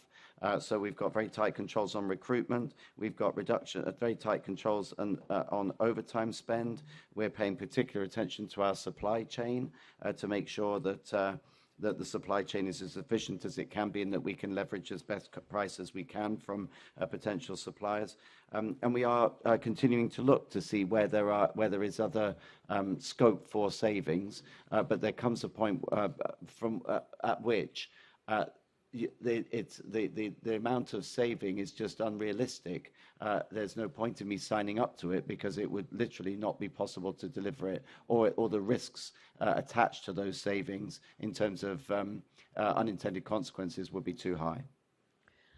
Okay, if we look at the pension scheme, the Mayor previously commissioned work on this, and he claimed that the pension scheme was outdated and must be reformed. We've talked a fair bit about this in the budget. But there's a report that's due out in March that we've discussed, but an interim report, I remember you telling me, Simon, should have been delivered in December. Was that delivered? It was. Yes, the interim report was delivered to the Commissioner in December and passed on to government. It is part of the funding discussions, so for the reasons Andy has already said, we're not making those documents public during the negotiations. The key point, obviously, is that this final report by Sir Brendan Barber is due to be delivered to us on the 31st of March, so we await the outcome of his deliberations. Okay, I was quite excited about the interim report. I was hoping we'd have sight of that. I can guarantee you or confirm publicly that report was submitted by Sir Brendan Barber, who is the chair of the independent panel. That was submitted to us on time, and we passed it on to government again on time. Okay. Does it make for interesting reading, if that's all I can ask you? Well, what I'd say, just to describe the process, there were 3 deliverables from Sir Brendan Barber's panel. The first was to produce a report that was effectively a status quo that summarised what the issues were and what the possible or what the arrangements were in other similar pension schemes. So it was very much a sort of a scene-setting report. The second report, which again I confirm has been delivered, was looking at against a range of options which would remain on the table and which, having deliberated, should come off the table. The third report, which is due by the 31st of March of this year, so only next month, that will contain a recommendation. So it is an independent review. I'm not privy to what that panel might come up with, but I'm told that the panel are on time and on target to submit that review with a preferred option and a recommendation for TfL to consider. We won't be bound by that, but we will duly pass it on to government because that, again, is a condition of our funding agreement. Okay, and have the unions had sight of that? Unions are participating in the discussions with Sir Brendan Barber and Joanne Seegers, who's the co-chair. So the unions are present. To their credit, they have submitted their views. They've given their views on what they feel isn't acceptable. They remain at the discussions. That's not to say that they will. They are saying they're bound by the findings, but they are participating in the inputs to those discussions. Okay, I look forward to seeing that. Thank you, Chair. Lovely, thank you very much. Assembly Member Berry.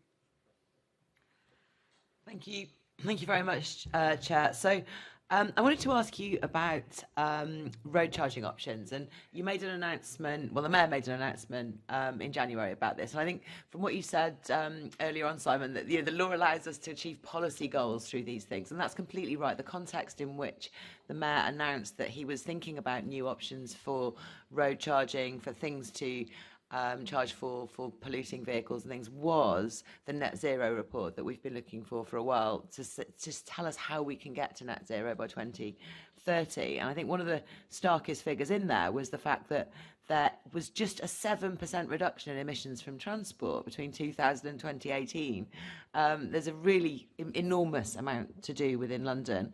And obviously things like the congestion charge, they were effective initially, but overall they've really only served to stem what was an underlying rise in traffic driven by patterns of development and things like that. So in that context, I was really pleased to see that there were new ideas being developed. As I understand it, there are 4 proposals for the shorter term, i.e. to be implemented ahead of the end of the Mayor's current term, and then a longer term look at a smarter scheme. So is there any more, I think probably Seb, you're the political lead on this, is there any more you can tell us about next steps on this? When are you going to start properly consulting on more detailed schemes? When are you going to start telling us about the potential impact of each of these? Yes, thank you. The premise that you put forward is absolutely the key consideration here. In order to meet the objectives that we all have, we have to reduce dependency on car use. And also, obviously, pertaining to the wider conversation about funding, it seems right and proper, therefore, that car journeys in some parts of the capital should be more expensive than the alternatives that already exist. And where there are no alternatives, then there is a case for that not to be more expensive to travel by car. But that's the beauty, if you like, of a more sophisticated system than a simple geographic charge that we have at the moment. That being said, we can't wait until the technology is available and wait until a more sophisticated and fully distance-based and other criteria-based road user charging system is available. We have to use the existing tools we have to drive down carbon emissions to meet our 2030 targets. It's essential we act as soon as possible. So we will be consulting very soon, within the next couple of months, on the 4 options that you alluded to. We want to ensure that we get and narrow that down as quickly as possible. In fact, we're already, of course, talking to stakeholders about the potential impact of all of these schemes, and also as part of that process, determining where the levels of support are likely to be and for what. Because obviously we can't do anything that doesn't have the support of Londoners in general, but also, of course, the boroughs in particular, who often have very different needs and challenges depending on the transport mix that they have in their area. So I hope I can reassure you that that consultation is imminent, and that we are extremely keen to hear from as many people as possible and as many different stakeholders as possible, because this will hopefully set us up for a much longer term, sustainable and sophisticated road user charge scheme, which will deliver enormous benefits and will replace some of the slightly blunt instruments that we have at present. Thank you. That's music to my ears. So let me get this right. You're going to be consulting on all 4 options at once. That's probably going to limit the level of detail you can give about each one, I would have thought. And then there's also the question about revenues. Now, again, the reason you're bringing these in is to achieve policy goals, and the level of revenue raised from each one will be a side effect of an effective policy, if that makes sense. But there will be revenue raised by each scheme, and you'll presumably provide an estimate of that. Now, when the congestion charge came in, it was incredibly important, and part of the law as well, that the money raised from that congestion charge was reinvested in improvements. Are you going to be able to say that this time, or are you mainly going to be communicating that any revenues raised will fill the gap? No, I can say that. I can say that the revenues will be reinvested into schemes to deliver on the transport strategy. Again, this is about ensuring that we have the capability to increase many of the schemes that are currently on hold, frankly, to increase, for example, active travel within the boroughs. So, yes, it's a kind of byproduct, if you like, the revenue that will be raised. And ultimately, if you look at something like, for example, the expansion of ULEZ to Greater London, we don't anticipate that to be an increasing revenue stream. We anticipate it being a decreasing revenue stream. And that, of course, is what it's designed to be, because ultimately we want fewer, older, more polluting vehicles on our streets. And in order for that to happen, that necessarily means that we will be receiving less income from that. But hopefully, the aim is obviously that whatever scheme we end up with bridges the gap on policy terms, but also funding terms between now and the longer-term introduction of road user charging. Okay, yeah, thank you. I think something that didn't lead to actual improvements just couldn't possibly pass the public opinion test, I don't think. And then just finally, going back to what I was asking earlier on about the implementation of the road user charging at Silvertown Tunnel, the chair of the committee asked the mayor in December at Mayor's Question Time about the timing of a potential smarter scheme, the one that's not going to be in the immediate consultation but is for longer term development. He answered at that point that, you know, potentially it could be implemented at the earliest in 2025-26. Now, that is the same year as the opening year of the Silvertown Tunnel. Are you, and then I mentioned earlier on all the agreements that have been made around Silvertown. Are you already in communication with the planning inspector about potentially unravelling some of these deals so that charging at Silvertown can be integrated with a larger scheme? Is that part of the greater complication that's going on there? And can you keep us updated on that communication? Will that be made public in the normal way that communications are in the run-up to a development consent order? Thank you. I'll have to get back to you on the specifics of what conversations have or haven't taken place on that exact specific point. Can you give us a yes or no on if any have taken place? I simply don't know, and I'm afraid I will have to get back to you on that one. But what I will say is that when it comes to, I don't know whether Simon is able to, but when it comes to the wider implementation of a sophisticated road user charge, that doesn't preclude the addition of tolls on specific parts of infrastructure as well. So yes, of course, it would be very much more sophisticated and as I say, based on a range of criteria, but you can also supplement it depending on specific bits of infrastructure that are used. Okay, great. Yeah, presumably you just want the whole thing under one process of change as well for lack of complications. So that's the other reason to do that. So moving on, I'll leave that topic now. We've asked this before, and you brought it up immediately, I think, Seb, at the beginning of the meeting, was how other cities fund their transport networks.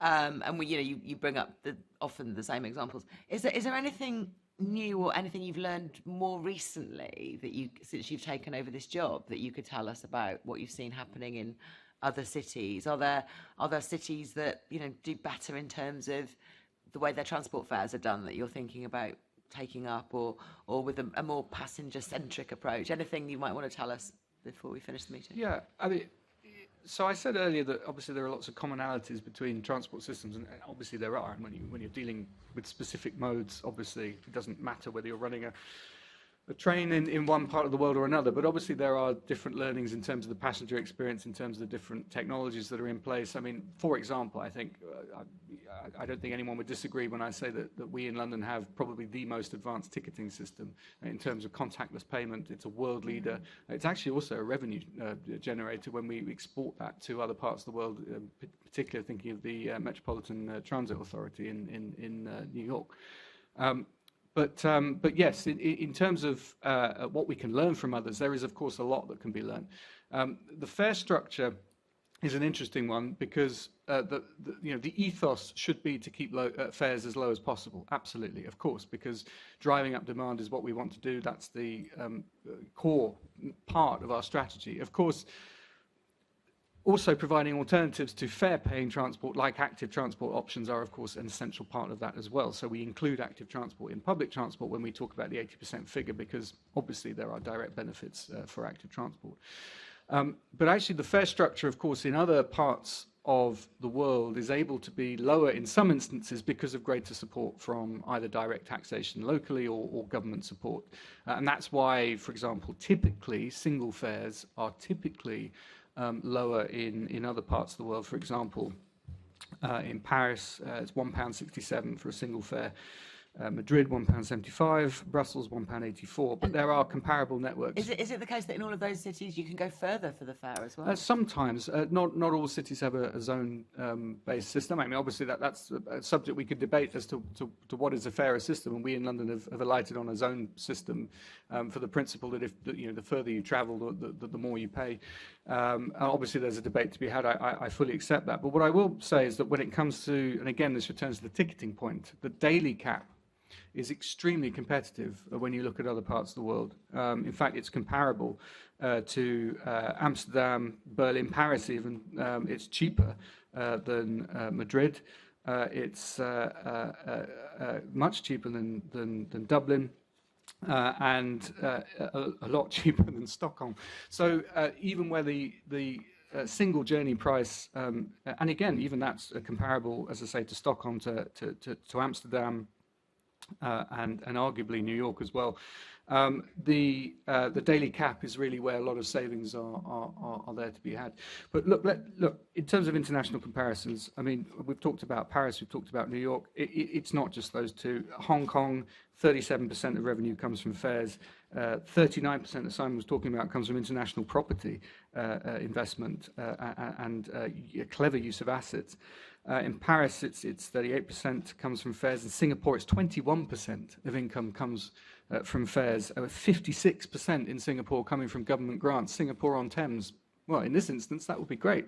16% from government management fees. In Madrid, it's you get they have a 41% regional subsidy from their regional government.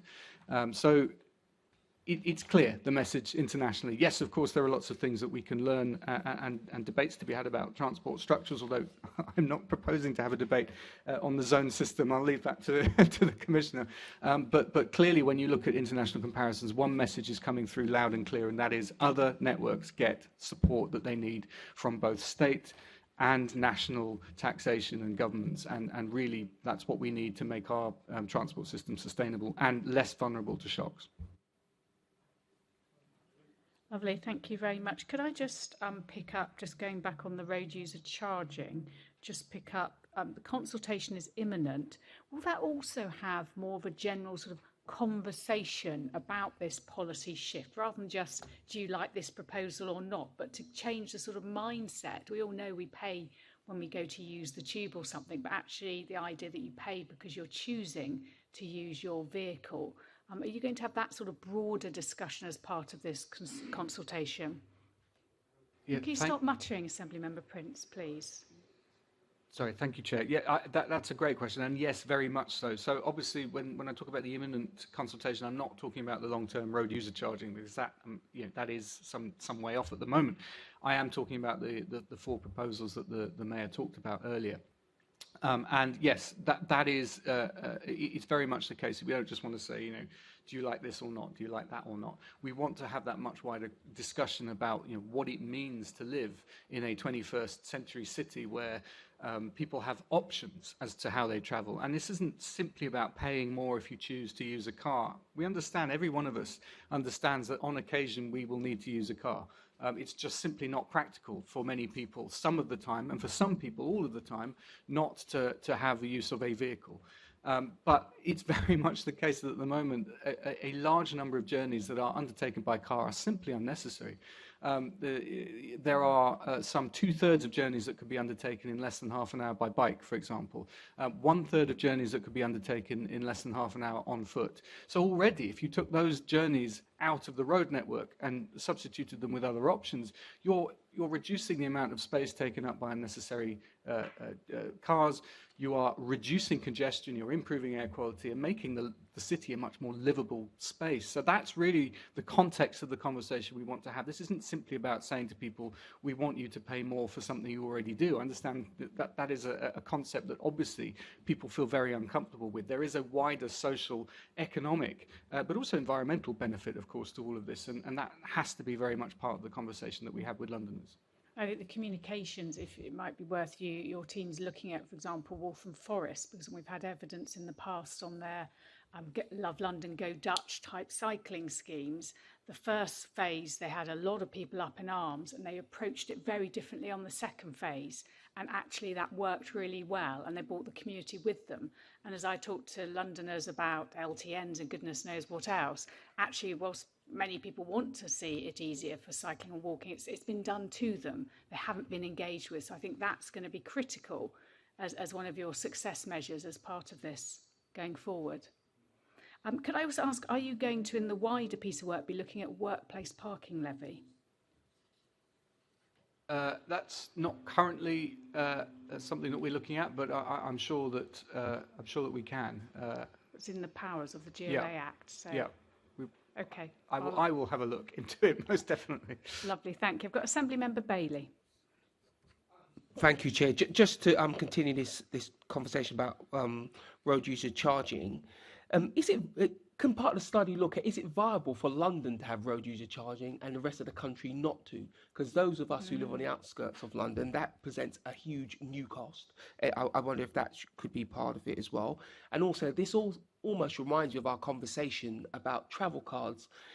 If you're a poorer driver, and then as you move further and further out of London, the centre of London, that becomes more and more an issue. The way in which we own our cars now feels like you've prepaid, so there's a budgeting system there. Because if you live in the centre of London, it is more than possible to exist without a car. I'd argue it's a bit different on the outskirts of London as well, because there's that area difference and the usage difference of cars. If we're going to have this conversation, it'd be great if those were part of it. And my second question is, you talked a lot about international comparisons, but are we comparing apples and oranges or apples and apples? How big are those systems? You talk about Singapore, for instance. That's effectively a city-state. It's not the same as London. My knowledge of the New York system would say it's in a terrible state of repair. Andy might react to that, but yes. With standing only commissioner, it's in a terrible state of repair. At least your new one, Andy's in a better condition. The point I'm trying to make, it's a strong political point to make, and all of us around this table, even on our side of the political divide, would argue for many of the things you're talking about. But are we actually comparing like with like? Can I start? Look, here my transport geek hat is going to come on because look, in terms of comparisons, yes, they're very sensible comparisons. New York's population is roughly, actually, it's slightly smaller than Greater London in terms of the 5 boroughs. Singapore, in terms of geographical scope, is not too dissimilar to Greater London. I can't remember the population off the top of my head, but I think it's smaller than London, but certainly in terms of geographical scope and density, it's comparable. Paris is very much comparable to London in terms of the nature of the relationship with the rest of the country, of course, being a primate city like London. So yeah, these comparisons are valid. And in terms of the number of lines, for example, I know London Underground officially has 11 lines, but it has many branches. So if you look at the comparison with New York's, Andy will know this better than me, 23 services, something like that. It's actually comparable if you treat a branch of, say, the District Line as a separate service. Actually, the number of services is comparable to the New York system as well. And of course, we have additional integrated systems such as the Overground, the DLR, London trams, and of course the bus network. So yes, it is valid. And in terms of your point about the possibility or viability of having a system in the city and not elsewhere in the country, I mean, I'd say 2 things. Firstly, yes, that is the nub of the holy grail, if you like, of a sophisticated road user charging system, which is where you have that public transport capacity and availability.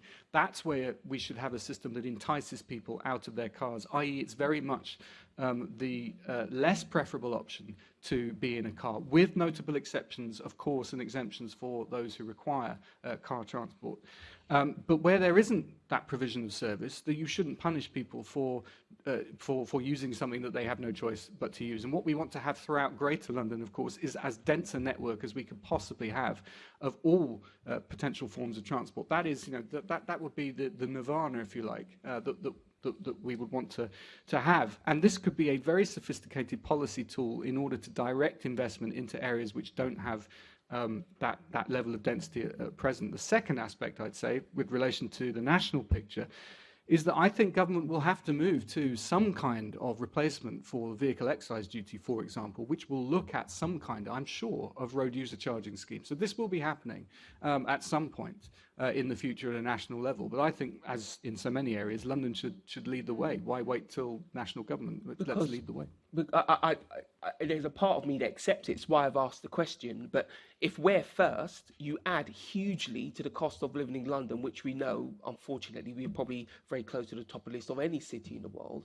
And I just wonder if this study, I don't have a judgment, I'm not making a judgment myself, if this study looks at the viability of us being first, because of course we have massive advantages because we have a transport system our neighbours, Kent, Surrey, whichever, don't? And what effect will that have on the development of London, family life in London, business in London? These are the things that I think the study needs to look at, not just, is it nice, do you want this or not? That's the point I'm making. But back to you, Chair. Thank you. Thank you. I think that's been taken on board, your point there. Let's move to Assemblymember Desai. Thank you, Chair. Good afternoon, panel. Couple of questions to you, Deputy Mayor. So for the benefit of Londoners and the passenger out there, how do you see our transport network looking like in 10 years' time? And what do you see the role of new technology in particular in improving services?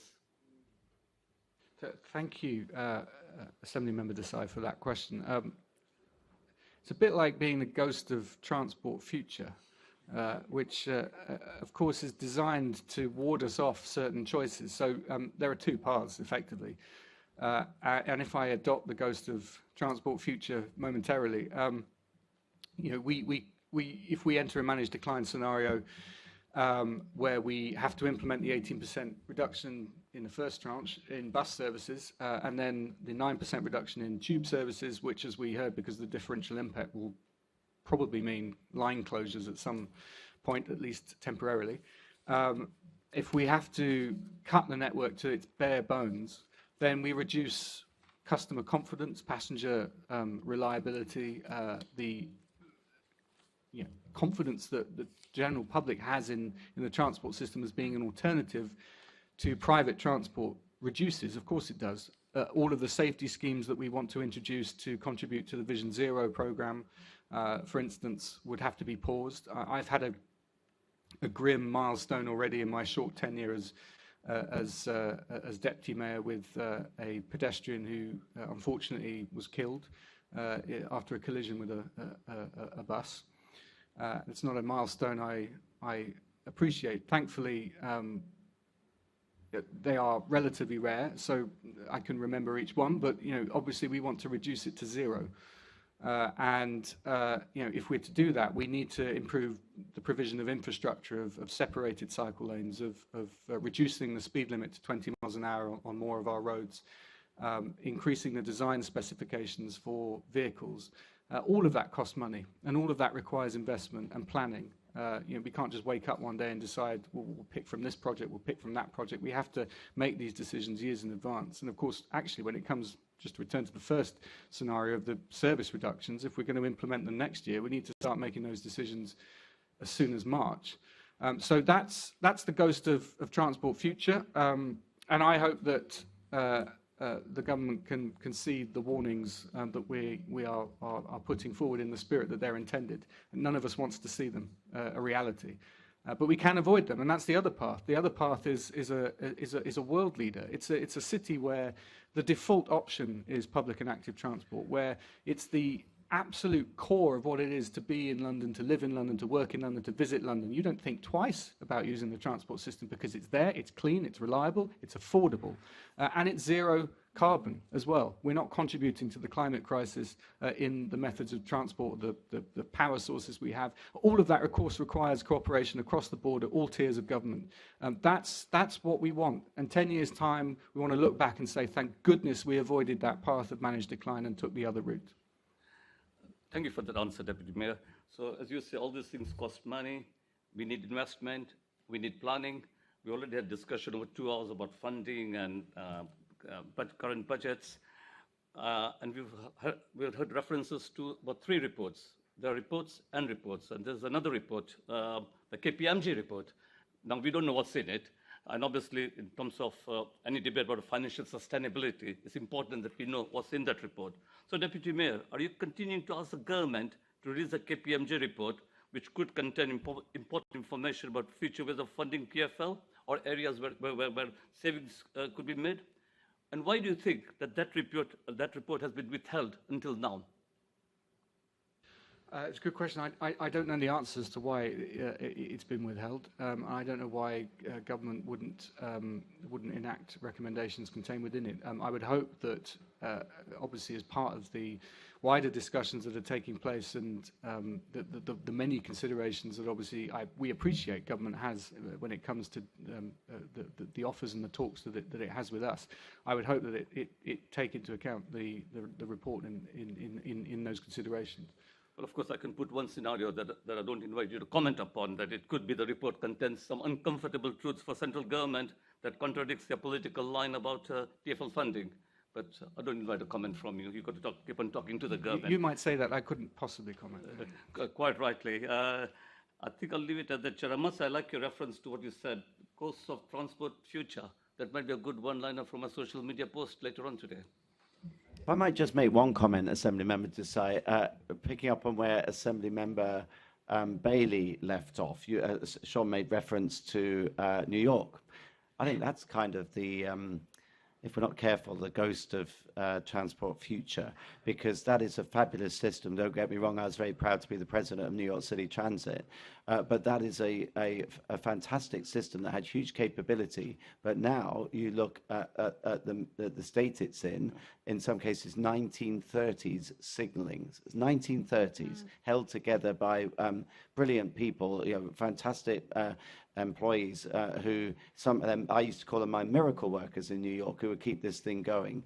If we're not careful, we will allow our system to get older and older and less reliable. Now, we had a plan to fix all of that in New York, and I hope it comes to pass, but that's the ghost of transport future if we're not careful. Thank you. And I should say this to put on record, Chair, that the Assembly position in March 2021, a motion proposed by former Assembly Member Alison Moore, seconded by yourself, if I'm right, actually is one of calling on the government to release this report. Yeah, and we have reiterated that. Thank you. Assembly Member Prince, you wanted to come in. Yes, thank you. This is for Seb. Seb, it's clear that the Mayor has a downer on East London and that we will be having to pay to cross the river in East London. As part of your additional revenue-raising proposals, have you looked at the prospect of charging all Londoners to cross all the rivers? So all the bridges or crossings in London, to make it fair? No, we haven't. I can't ever foresee that we would. So I don't accept, obviously, the premise of your question either. I mean, City Hall is moving, or has moved, of course, and we will be in there fully very soon. At some point. To East London. Sorry? At some point. At some point, in the extremely near future. So I don't accept that the Mayor is down on East London in any way, shape or form. Clearly, the geography of London is moving towards the east. That's where the greatest opportunities are in terms of investment on housing and growth areas.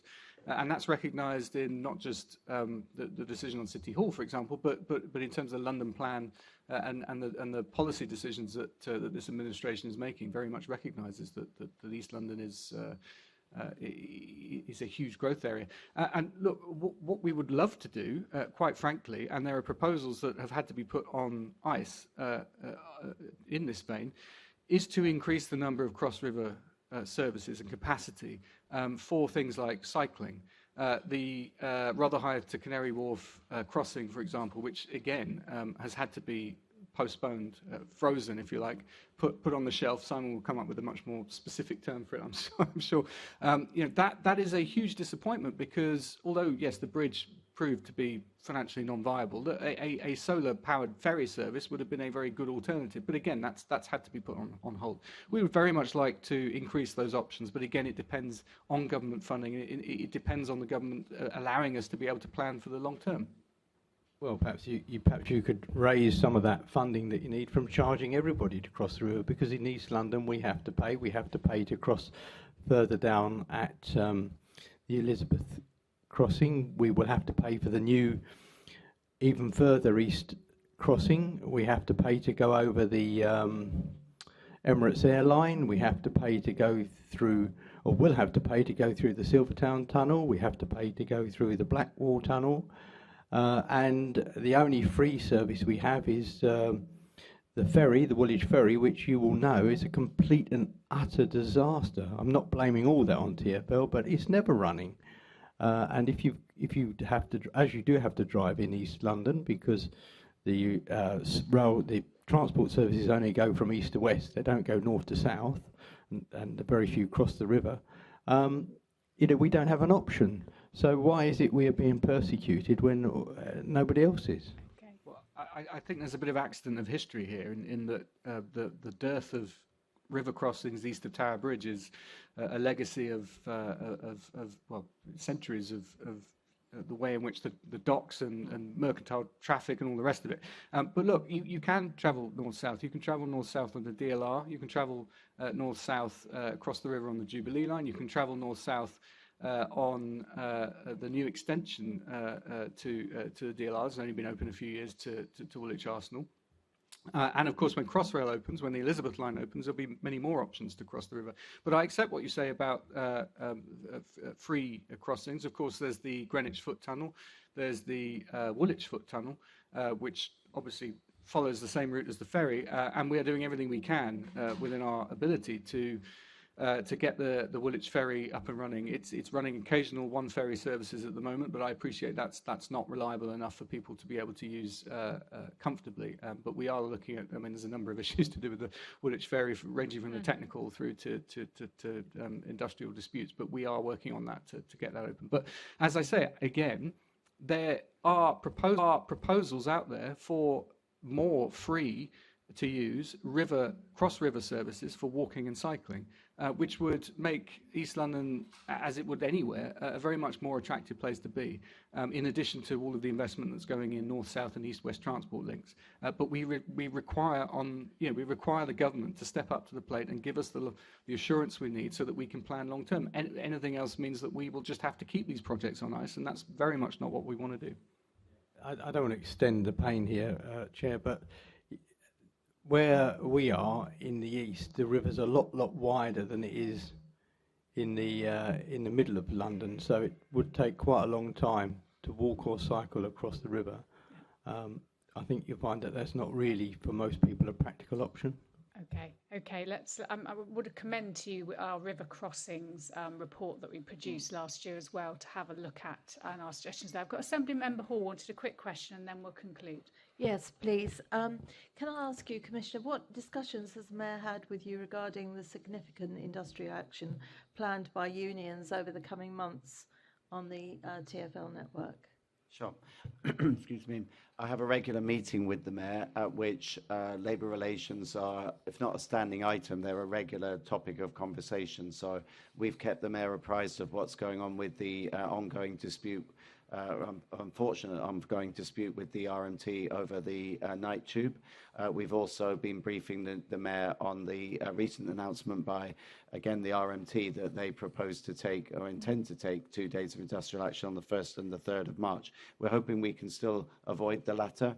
Only yesterday, my Chief Operating Officer and lead for industrial relations went to see the RMT to have what's called a director's review. I'm outstanding a report back on what the outcome of that was when I get back to Palestra later on today. But certainly it's something the Mayor is very concerned about, and we brief him every 2 weeks. Has he offered to intervene at all or to talk to anybody? Well, I don't think we're at that stage yet. He has had discussions in the past that the unions have an avenue to the Mayor and to the Deputy Mayor for that matter. But the Mayor rightly sees this as a line issue and refers it back to the proper machinery of negotiation, which is the colleagues at the Tube and certainly the Tube. They work for us, so it's only right that he hold management accountable to get these issues fixed, and we're determined to do that, but not at any cost. Okay, we talked about pensions earlier. If there's changes to pensions, then we know that there'll be yet more strikes. Simon, in January, I asked you at the budget meeting whether you allowed or budgeted for strikes, and you say you don't. Are you going to have to think about possibly doing that? Because if the RMT bring London to a close again, obviously ridership, etc., are you going to have to start thinking about plugging that into your budget calculations? I mean, I'll take that if you like.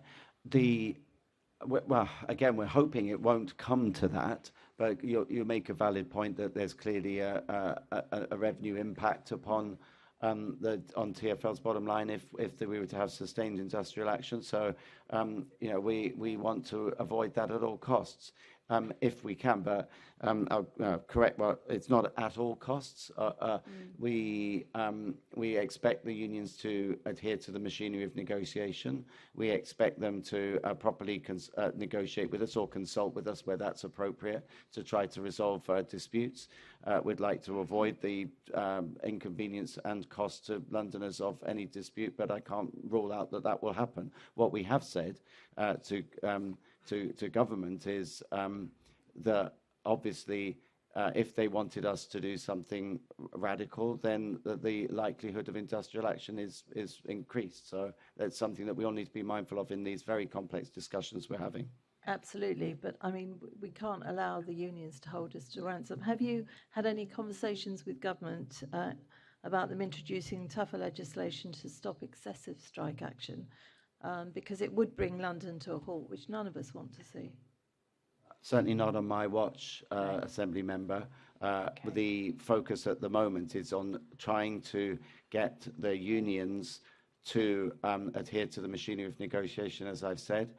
Let's take the night tube dispute as an example. I mean, it is said that we've ripped up agreements. Actually, we consulted over the changes to the agreement with via the machinery of negotiation via what's called the Trains Functional Council, in which the other union, ASLEF, is the dominant partner. We achieved agreement with ASLEF in line with the machinery of negotiation to introduce the new rosters. RMT chose not to attend the last meeting at which that agreement was secured. So my view is that we have tried to do this in the correct manner.